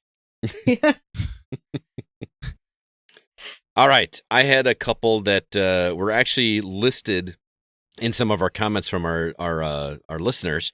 So first off, over on Facebook, Andrew Angiel, I don't know if I'm pronouncing his last name correctly, but he said, the Strike series was a blast in the 90s and early 2000s. I'd love to see it come back. If you're not familiar with that series, there was, let's see, Jungle Strike, Desert Strike, Urban Strike. There were these isometric helicopter games where you had to go around and attack bases and rescue people, and they were so much fun. I don't understand why they stopped making them because I thought they were great. I may have to go borrow one of those from CB just to reminisce. Those games were so much fun. Did you ever play those, Zach? The Strikes game? No. No? There was even a Soviet Strike one. No, they were so good. I can see the box on the video rental store shelf. Yeah. Just But I never don't took it out. think I ever did, yeah. They were almost tactical, man, because like you had to like go, you had to get in without getting hit. You had to figure out a way to fly in, because they actually had a height you could go up and down to stay under radar, and it was just really cool, man. Dude, And that sounds pretty cool. It was cool. I think it started on PC actually, but and then Soviet Strike I believe was on PlayStation, but I played all the others on like Super Nintendo. I was kind of obsessed with helicopters. If my love for Airwolf means anything, like right? I know you love the theme song. Oh my goodness! And then like the helicopter missions and Pilot Wings were just like the coolest things when I was a kid. Man, I love that. So thank you, Andrew, for the blast from the past, because that one for sure stuck out to me. Also, Nindy Nation, our friend over on Twitter, gave like the most obvious answer to me. He said, "Infamous. For the love of God, stop with all the F-tier Marvel heroes and give us some more Cole or Fetch or that dude from Second Son everyone wished was Cole." Those first two Infamous games, I thought the third one was fun, but those first two were both just great. Mm-hmm. Just like the flying around everywhere, like traversal. That was years and years before Spider-Man made, flying around the city fun. Infamous made it fun to traverse through that city, and it made it fun to go around and do all the little side stuff in that. You remember like having to like tear off all those cameras off the buildings, and even the timed missions and stuff like that were fun. Like bring back that. What a great concept that game was. Dude, it was such a fun franchise as well, because you had the Fetch spin-off First Light, which was a super cool condensed experience. But then you also had Infamous Festival of Blood, if you remember that, which is a Halloween game where Cole was a vampire. Yeah, that was fun. Just what a great franchise. I really feel like they messed up big time by switching the protagonists. Mm-hmm. I do too. I cannot remember that guy's name in the third I want to game. say Declan or something. Declan. You're right. That sounds correct. Declan Flynn? That sounds... Declan Rowe. Declan Right? Rowe? Am I wrong? Anyway, might be Flynn. Oh no, that's Chris's kid's name. That's why it's stuck in my head. All right. I mean, it could still be the character's name. I don't know. No, you're I right. don't even know if it's Declan. It could be Destin. I don't know. Either way, he sucked big time. He was just a total loser character. I couldn't get behind him at all. Yeah, I couldn't either. I bought Cole though. Like I did, like him just Cole. like Yeah. he didn't even Cole was want these great. powers and stuff. And didn't you have like a skeezy sidekick buddy that would like sit on the top Zeke. of rooftops? Yeah. Zeke? Yeah. Oh, man. He's just chilling, looking like Elvis. Yeah. But later years Elvis. Yeah, right. Yeah. Dude, Zeke was super cool. I mean, my favorite part of Infamous Second Son was the side mission you do for Zeke about basically trying to see if Cole's still alive. Yeah. That was my favorite part of Second Son. That's not a good sign. Right. Just couldn't get into this dude. And it was, that game, they X-Men'd it up in a way I did not like. Yeah. And just like the progression of the powers and stuff were awesome. I just felt like as I kept going, like these new powers would open up new areas of the city. So it was almost like a gear gated game in that respect. Yeah, that's true. Yeah. And then just like getting around was so much fun. And they did the thing that I miss in games where like you could liberate a portion of the city and like that area was clear. You know what I mean? It was just so satisfying to clear off sections of the map piece by piece. And I wish we could go back to that with open world games. Just do that. Well, you're going to love it in the Saboteur. All right. Yeah. Yeah. That game does it the best because it goes from black and white to color when you do it. Right, exactly. Although the stuff in the past, like when you do the flashbacks, those are in color, which is kind of right. Just before Nazi invaded. Right. Which is smart. All right. I just want to say, Nindy, I like his cheeky little shot at these F-tier Marvel heroes. as a Wolverine and Iron Man are F tier. But he is right. It was pretty exciting in the PS3 era where Prototype and Infamous, you had these original video game superheroes. It would be kind of exciting to see some of those again. Or just I did have Prototype on my list as well too. Was that the one where like you could like just inhale enemies' blood or something like that? Like, well, I think you just inhaled the enemy. Was it the whole enemy? I think so. Yeah. You could like run up straight up walls. Like, that was pretty cool. Turok. When's the last time we had a Turok game, man? Well, I think they had a cutesy little puzzle game a few years ago. Okay. It was like a PC only release or something. That's not what Scott wants. No, I know. It's. I mean, I've talked about this in the past, but like going back to the original Turok that has been up-resed for Xbox and PlayStation, still holds up, guys. That game is still really good. I'm waiting for Turok 2 Seeds of Evil to like come down in price a little bit because I would like to pick that one up and go run through that one again. Oh yeah, dude, Turok. I love Turok. Yeah, based on a comic book. Yeah, actually, that's another comic I read. Yeah. I read the first Turok. Oh really? Just because it was a video game, dude, I had to read about it. That must have been a trip. It's so different. Oh yeah, yeah. I only read the one issue, but actually, was that the one that came with? Like I bought a copy of a game and it came with a copy of the comic. I can't remember, but anyway. So when was the last one? Was it the 360 one? That's the only one I can remember. Yeah, it was just called Turok. Like it wasn't Turok 3, although there was a Turok 3, wasn't there? Was there a Turok 3? Was it Rage? Yeah, Shadow of Oblivion. Yeah. But then just Turok. It was like a green and black cover. Yeah, like a shadow image of him. Whatever, because there's a character named Cowboy in it. And he's voiced by Timothy Oliphant. No way. And I was like, yeah, isn't that hilarious? That sounds cool. That guy certainly loves playing a certain role, huh? Yeah, the juice is worth the squeeze. He's either a sleazy porn producer or a cowboy. Those are his two roles. He is my stepdad's man crush. Wow. He actually is. He's just one of my crushes. He's so handsome. I also put on my list, and this is a weird one, but Kid Icarus. Why did that franchise die? Yeah, well, I thought the 3DS one was really going to bring it back. But didn't they do the weird thing with that, where like you had to have the adapter to the 3DS? Yeah, no, I understand, but people liked it, right? I was just surprised. Like, I thought Nintendo was like, this is Kid Icarus's moment. That's what I thought. I don't know. I would love to bring in what they did with the original game. You know, because I feel like Kid Icarus was kind of ahead of its time considering when that game came out. Like it started out as just a platformer, and then it moved into like dungeons, like 2D Zelda 2 style dungeons, and then the final boss is like a shmup. Like it was awesome. And if they can do that with the Metroid series, where they can kind of make the same type of game like they did with like Metroid Dread, make a Kid Icarus game where you start with platformers and just make it not stupid difficult like Kid Icarus was, because that game is hard, man. That game is so hard. Make it one of the options, for the fans of the original. Yeah. So that was on my list. I could go some more. Keep going, Scott. Twisted Metal. Yeah. Because I mean, clearly they've forgotten about that franchise after what I'm seeing of the trailers for the show. Well, yeah, they certainly don't know what Twisted Metal is. Oh my goodness! But I don't know. Has a role ever been as miscast as Will Arnett as Sweet Tooth? He's so off the mark. I don't get it. I don't really even know who that show is for, which is funny because I feel like a lot of people are positive about it that I've been talking to on social media. They're like, "Yeah, I'll watch it." I mean, I'm going to watch it. Don't get me wrong. Just out of morbid curiosity at this point, not because I'm going to expect to like it. Yeah, I'll check out the pilot, but I mean, I didn't even chuckle once during the trailer. I didn't either. No, I was just like, either. this isn't funny. It's over. There was one part where I almost did, where he's like drifting around the mall map, and I was like, "Oh, that's clever." And then he's like, "Oh, a Foot Locker." I was like, "It would have been funnier if he didn't say anything, though." Like, just the idea of somebody having to check a mall map while drifting is funny. Yeah, but everything is overwritten now.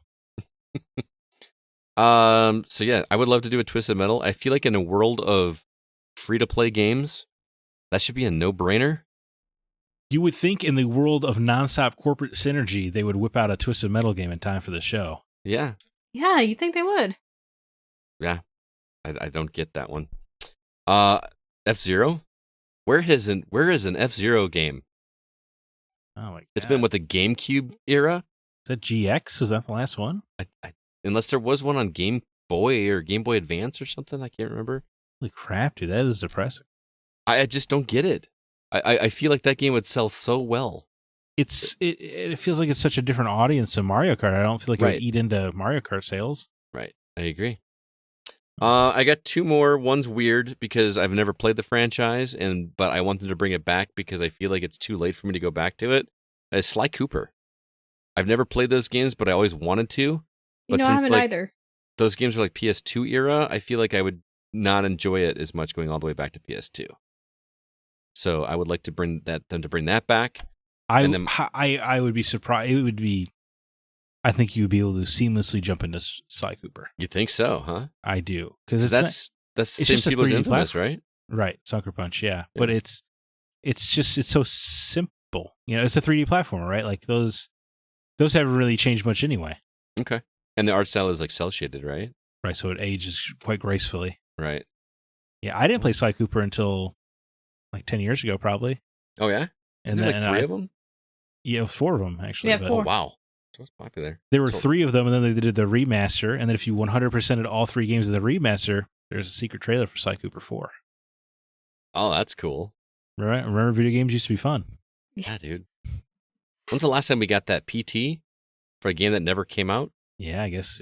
Yeah. I guess that would be the last time I did something that fun, right? Yeah. I believe so. That was like Unless a there's one we phenomenon missed.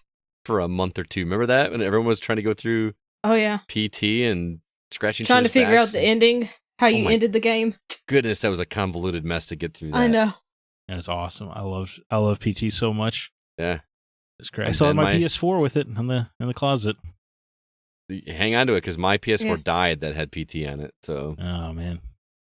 last one, Scribblenauts.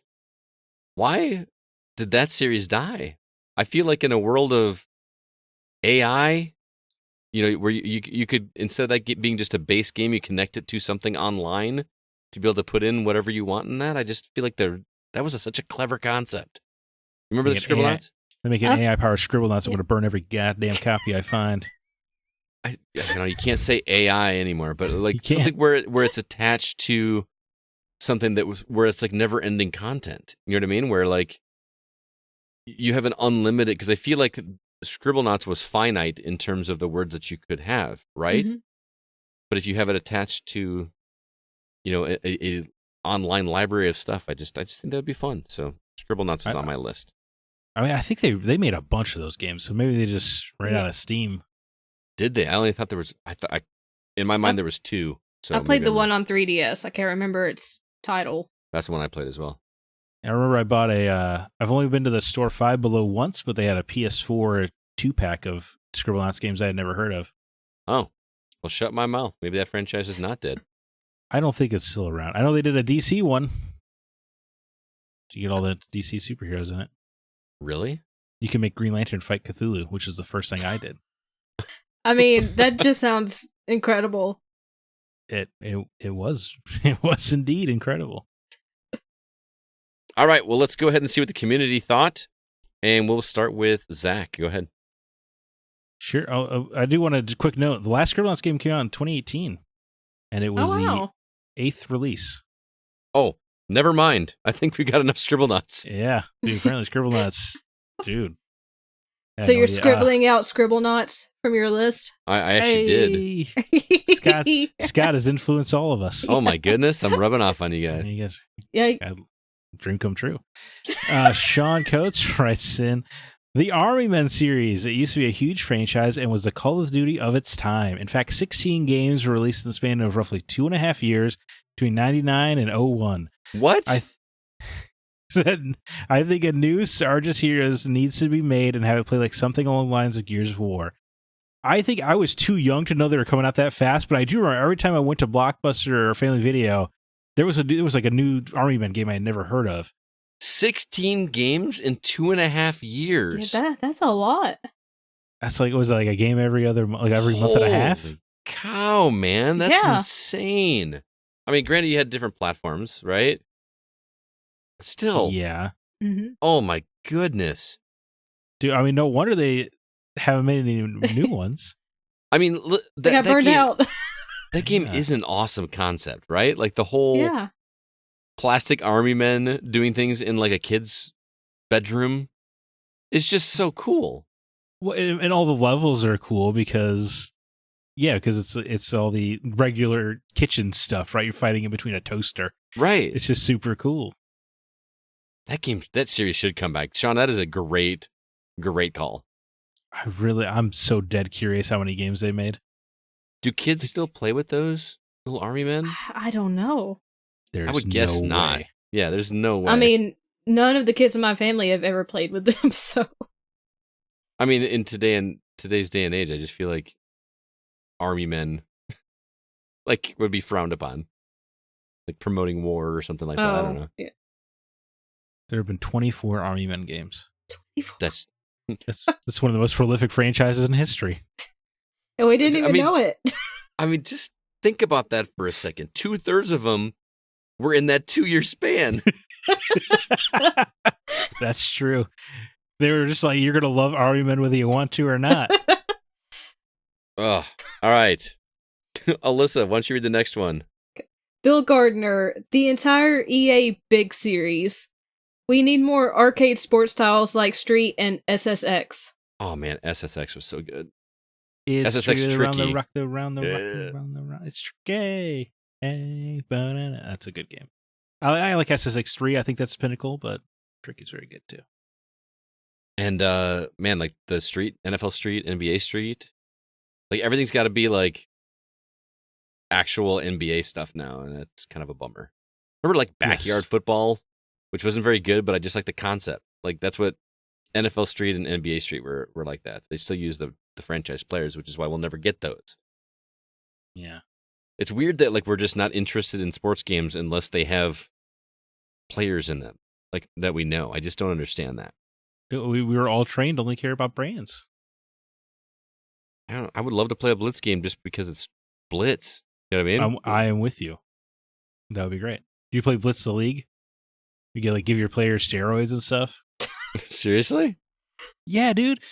You could. Oh my god. Yeah, Blitz the League was crazy because that was after they lost the NFL license, so they had to try to do something different. Steroids. So Midway made these 2 Blitz the League games where you could give your players steroids to like make them fight through if they had a broken bone. I'm pretty sure you could get some hookers for the locker room to get your players spirits up. If I remember correctly, like it just had all this insane stuff that you could do. Crazy. It was freaking Crazy. awesome. But man, the Blitz. A different era. For sure. Kyle Boggs wrote in and said a modern Oddworld or even Twisted Metal would be great. I missed Kyle's comment. I put it in here and I didn't realize that I missed Twisted Metal. So yeah, I never got into the Oddworld games. Kyle, Oddworld Soulstorm is a brand new Oddworld game that came out 2 years ago. There you go. Yeah. Maybe perhaps you were confused because originally it was announced as an Abe's Exodus remake, but then they totally changed all of the levels and story, so it actually ended up just being a whole new thing. Oh, nice. So it's like almost like an alternative sequel to Oddworld Odyssey. So if you haven't played that or New and Tasty, I mean, my guy, it's out there waiting for you. It's not 3D like Munch's Odyssey or Stranger's Wrath, but there is a new Oddworld game. There you go. And he's like me; he wants another Twisted Metal as well. When does that show come out? It's this week, right? Sometime? July 27th? Yeah, I was thinking it's 3 days before my birthday. Man. I'm not plugging my birthday, by the way. I just... Alyssa's birthday, July 30th, in case anybody... That's correct. But also, you can do math. So, I can't do math. I just don't want to subscribe to another service just to watch this show that I know I'm not going to like. I can give you my Peacock. All right. What? It's not. For once, I wasn't being. I know I took it wrong. Alyssa hears what she wants to hear, Zach. No, I got Peacock, so I can watch Yellowstone, so you can use this cap. All right, I haven't watched that either. All right, Zach, you want to read the next comment? Oh boy, where are we at? Are we at Mark Zemansky here on Discord? Yep, over on Discord. Yeah. I always wanted to see a refresh of Eternal Champions. Sure, on the surface, it was a pretty standard fighting game, but the death scenes and insults made it stand out. Even though the death scene has been done more recently in the Mortal Kombat series, the insulting The Insulting could be improved, and I would buy it on name alone. Honorable mentions: Crazy Taxi, Demolition Derby, RC Pro-Am, and Zombies Ate My Neighbor. Mark likes RC car Pro-Am. games. Yeah, Mark loves car games. We talked to him, remember, on our Desert Islands episode. Oh, yeah, that's true. He's in like NASCAR game driving leagues. Like he actually won one last week. He posted in our Discord. Congrats, by the way, Mark. Yeah, he loves Demolition Derby. I remember that game, but RC Pro-Am. I played that game so much when I was a kid. Did you ever play it? No. I played Demolition Derby, though. Did you? Yeah. RC Pro-Am was like an isometric view racing game where the controls were real slippery. Like you had to really kind of drift around the corners. Oh, I think I have played this game. Yeah, it was super fun. I don't know how it worked with multiplayer because I feel like whenever you would lose one of your buddies, it would just like bring them back. Like all of a sudden they were just instantly in the race again, which is weird. At least that's accurate to RC cars. If you take the turn wrong, you totally spun out and lost it. That's Yeah. true. Zombies Ate My Neighbors was just the one game in that series, right? Or wasn't there I don't know, there was another game that was similar to it, but it wasn't the same franchise. It was just the same developer. But I don't know. Nate, our old producer, loves Zombies Ate My Neighbors. And there was a remake of that. I think they had the Switch pack that had that and the other game that is escaping me. Like, It's not anyway. Stubbs the Zombie, is it? No. It Okay. was another And game. Rebel without a pulse. I can picture that cover in my head. It's a zombie with a cigarette hanging out of his mouth, holding onto the head of a person that's head is ripped open. Like Yep. he's about to eat his brains. Dude, that game rules. All right, Alyssa. Spencer Cushing. I would love to see Siphon, Filter, or I have to force myself to say it the correct way. Or Splinter Cell make a comeback. Wait. Toomba? Is that how you pronounce it? It was Tomba. Tomba? I've Mhm. never played the game. I'm so sorry. Tomba needs to enter this generation with a bang. Never played Tomba. I clearly have not somehow, either. Some way, Spencer's getting his wish in a re-release because they're re-releasing Tomba. Oh, that's right, with the limited run games, right? Yep. Mhm. I mean, it's not a bang. I don't think. I guess that he's wishing for, but Yeah. Can at least play it again. that's true. Once more for the first time. Next comment comes from Sean Fuller. He says, I would love to see Battlefield Bad Company come back. I don't care how they do it, but those are the campaigns in Battlefield games that I remember having the most fun with, and for some reason, DICE has never given the series another shot. There was Battlefield Bad Company 2, right? I believe Yeah. there were 2 games. I've never played either. I haven't either. Weren't those like, I got Band of Brothers vibes from seeing those trailers. Like in terms of, Zack is looking at me crazy. Well, mostly because you went robotic on Yeah, you the did. call just Yeah. now. Oh, Yeah. okay. But I remember Battlefield Bad Company's artwork because it was just a grenade with a little smiley face on the I pin. do remember Yeah. that. Yeah. I remember that as well. I like those are the only Battlefield games I've ever played or cared about. They were good? I thought they were good. Okay. Yeah, fun, dumb, action stories where you're blowing up buildings and stuff. This reminds me, though, you know what shooter franchise I actually really loved? Brothers in Arms. Never played that one either. I haven't either. Very serious World War II games, Gearbox before they went all Borderlands. But it was a great game, and it would be, it was telling actual battles, and they like talked to veterans to get the story of how they happened, and it was pretty harrowing because they weren't afraid to kill off people in your company. And it had really smart combat where like you'd want to put down suppressing fire and stuff like that. The Brothers in Arms games were really good. All right. Jacob Gunderson. I need me some Jack and Daxter. Good old metalhead shooting mayhem. Yes, The Last of Us. Good game, blah, blah, blah. But really, Naughty Dog chose The Last of Us over Jak 4? On the other hand, they were quoted saying they couldn't get a good enough story together for Jak 4. So, I guess in a way I'm happy that it ended great rather than being forced and ruined. Jak and Daxter lives on in the hopes and dreams of the developers and fans alike. Every time there is a rumor about new projects, fans flood discussion boards with ideas and hopes of Jak 4. Another series I'm ashamed to say I never played. Yeah, same here. Just Just assume lying, if it's yes. just assume if it's a nostalgic game from your childhood. I have not played it because my uncle forced me to play M-rated games all the time. Well, I played Jack and Daxter, and I'm pretty sure, I guess they were teen, but 2 and 3 were pretty adult-oriented. However, I do love, Jacob, that you, like all the rest of Jack and Daxter fans, we all just pretend The Lost Frontier never happened. Was it bad? It was from a different developer, but it took place after Jack 3, and it was very bad. Yes. Quite abysmal, in fact. Ugh. Other than, if you're into Jack and Kira's romance, I guess there's some stuff there. But yeah, I'm glad Naughty Dog doesn't want to make Jack and Daxter, because I don't think whatever they would make would be what we want with their current studio. I love Neil Druckmann. Last of Us 2 is a masterpiece. I don't want that guy anywhere near Jack and Daxter. All right. Moving on, Zach. Paul Hine writes in, anybody else remember Infinity Blade? Hell yeah, I do, Paul. I remember that. It was Punch Out with swords. It's exactly what it was. It was awesome. It was on mobile devices. I remember they did a spin-off that was kind of a Diablo game that sucked. Brandon Sanderson wrote novels set in the Infinity Blade universe. Did you really? Yeah. Wow. Did not know that. Yeah, Infinity Blade ruled. I was really into it. Because it was cool because it was a mobile game that also had, an emphasis on story. The first game took a while, for you to find out what the story was, which is clever because you had to beat the final boss a few times because every time you died, you play as the child of your character. Mm. But it was sort of a generational story. But Like Rogue then Legacy. 2 and 3, yeah, yes, absolutely. Yeah, that would be great. The shame of Infinity Blade is you can't download them anymore. They're just not around.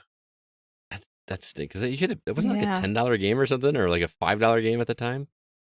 Yeah, it was premium price, but what sucks about it is it was a massive hit. It had a whole trilogy, had book spin-offs, everything, and now it's just Done. non-existent. Yeah, It's too bad. and you can't even revisit it, which that's the sad part. And it looked cool. Like that was one of the first games I played on the phone where I was like, my phone can do this. Right. Like it was pretty cool. From the developers of Shadow Complex, Chair Right. Entertainment. Sure. Oh. Yep. I remember that. Yeah, who also obviously did Advent Rising before that. Any chance for you to talk up about Advent Rising? Yes, and now we'll never see a new game from the Mustard Brothers because they are running Fortnite. Yeah, too bad. All right, Alyssa. Thomas Bex writes in, Ultima. It was massive in the 80s and 90s, and even was the first MMORPG, but now the franchise is collecting dust in EA's archives. Resurrect Lord British. Never played Ultimate games. I feel really I bad. haven't either. I feel like those started as PC games, right? Right. Yeah. I think I have an Ultima. I think there were some Ultima games on NES because I think I have them in my collection, but I have yet to play them. I really should do that. I mean, it's so historically important. It's Mm-hmm. and much. I mean, to an even worse degree than Infinity Blade. It's a shame you can't really play these games anymore. Right. They're the inspiration for so many games. Even in I don't know if you watched that Vampire Survivors documentary I sent you, Scott. I watched part of it. I have to go But back and finish it. But Ultima even gets mentioned in there as a major inspiration for the Mhm. developer. Like this is a game that makes people want to make games, and now it's just dust. It's weird watching a documentary about a developer where you never see the developer. You just hear him on a conference call. Like it's- Right, talking via puppet. Yes, which is actually a pretty clever way to do that. But It's very Yoko Taro of him. Our last comment comes from Tim Paulin. He says, "Can one of you will Resistance back from the dead? Insomniac teases but hasn't delivered." I think somebody else in the comments said that made them want to fire up their PS3 again. That was one where I remember the box art for that. I thought the box art was Yes. so cool for Resistance. It was. And I never played. Like it was like a skeleton or a skull of Mhm. whatever alien creature that had like these extra things coming down from his mouth. I was like, I want to play that game, and I never did. In the World War II helmet. Yeah. Yeah. Well, the third game had this super excellent art where it was like the city was silhouetted into the shape of the Chimera skull as well. Yeah, that was cool. Yeah. The amount that Insomniac mentions Resistance, it's borderline cruel that they haven't at least ported the games PS5 or 4. Right. I'd go It's- back and play them. Yeah. Totally Would you play the really terrible Vita game I don't know. I'd try it. from Nihilistic Software? Well, if it wasn't the original developer, it doesn't sound like something I would want to play, right? No, it was also very bad. Yeah, well, but even more so. All right, well, thank you, everybody that wrote in. That was a lot of fun, and thank you, CB, for the idea. Next week's topic, we are going to go back to a listener-suggested topic. I believe this one's from David Newman. He wanted to talk about the future of gaming and what that means. What's going to happen in the next generations? How far is this thing going to go? What's that going to look like? I'm looking forward to that. Stay tuned to the socials so we, when we put that topic out there, that you can hopefully get your comment read on the show as well. But that's going to do it for this episode of The Gaming Outsider. Thank you so much for listening. This episode of The Gaming Outsider was produced by Kevin Honigford. All the music you hear is written and performed by Grant Henry of Stemage and Metroid Metal. His website, once again, is stemagemusic.com. Please be sure to email us if you have any questions or concerns. Our address is feedback@thegamingoutsider.com. Zach, do you have any parting words or recommendations for our listeners? Justified is back. I was going to ask about that when you mentioned Timothy Olyphant earlier. Yeah, Justified City Primeval, back on FX and Hulu. Timothy Olyphant as Raylan Givens. It's definitely a different vibe than the original show. Well, certainly. But it is. And the first episode, I was like, yeah, it's good, but like this isn't really rocking my world. But then the end of episode 2, because it was a 2-episode premiere, was really like, oh, Raylan's back. Which is that's exactly what you want. He puts a beat down on a guy, and threatens to kill him, much in his outlaw justice sort of way. But I'm sure when he finally shoots him, I bet it'll be justified. He says that in the opening, by the way. I've seen that opening scene of that show because I keep trying to rewatch it. I keep trying to watch it, rather. And every time I get distracted, and then I had to go back to the beginning, and he says it at in the opening scene. It was justified.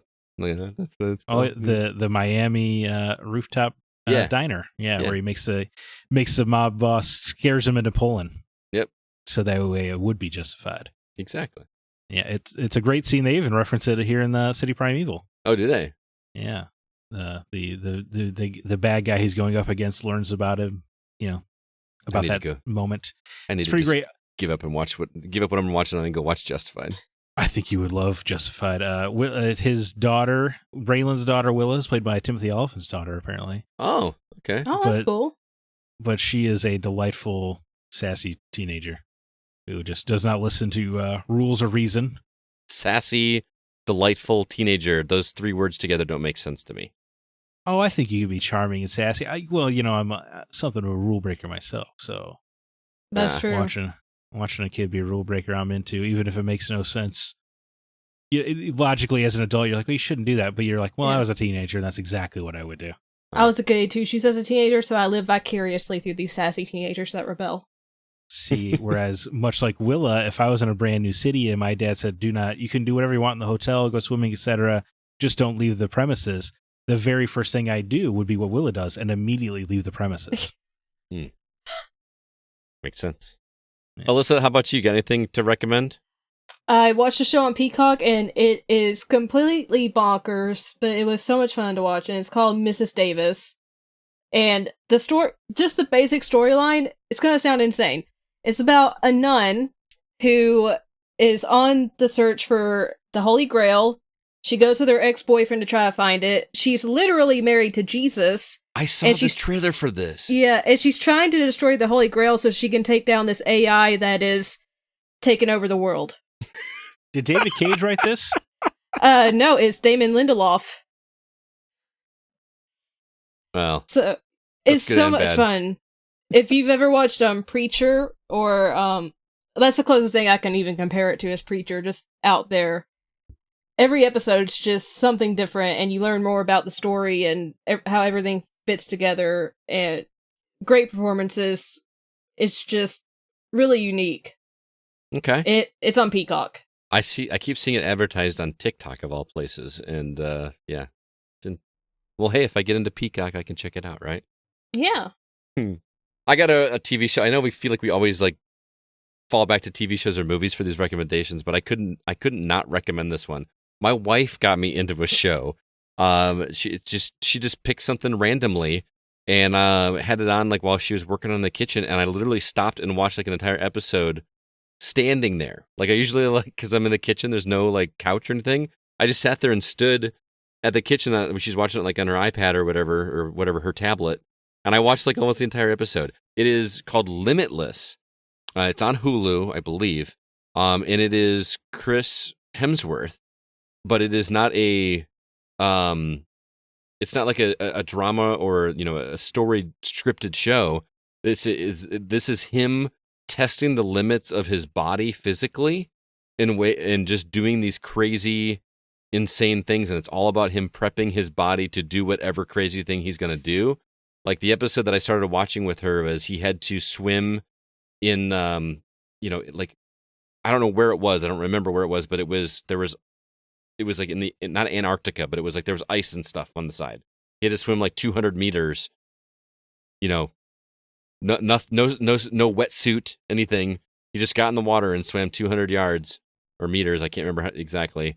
And it was all about prepping his body and being able to do the breathing correctly and how to be okay with the cold. And he is, I mean, he's such a interesting guy anyway, but it's really fun watching him just be himself instead of playing Thor or whatever other character he's doing and everything. And the way he talks to the camera, he's just got a very good charisma.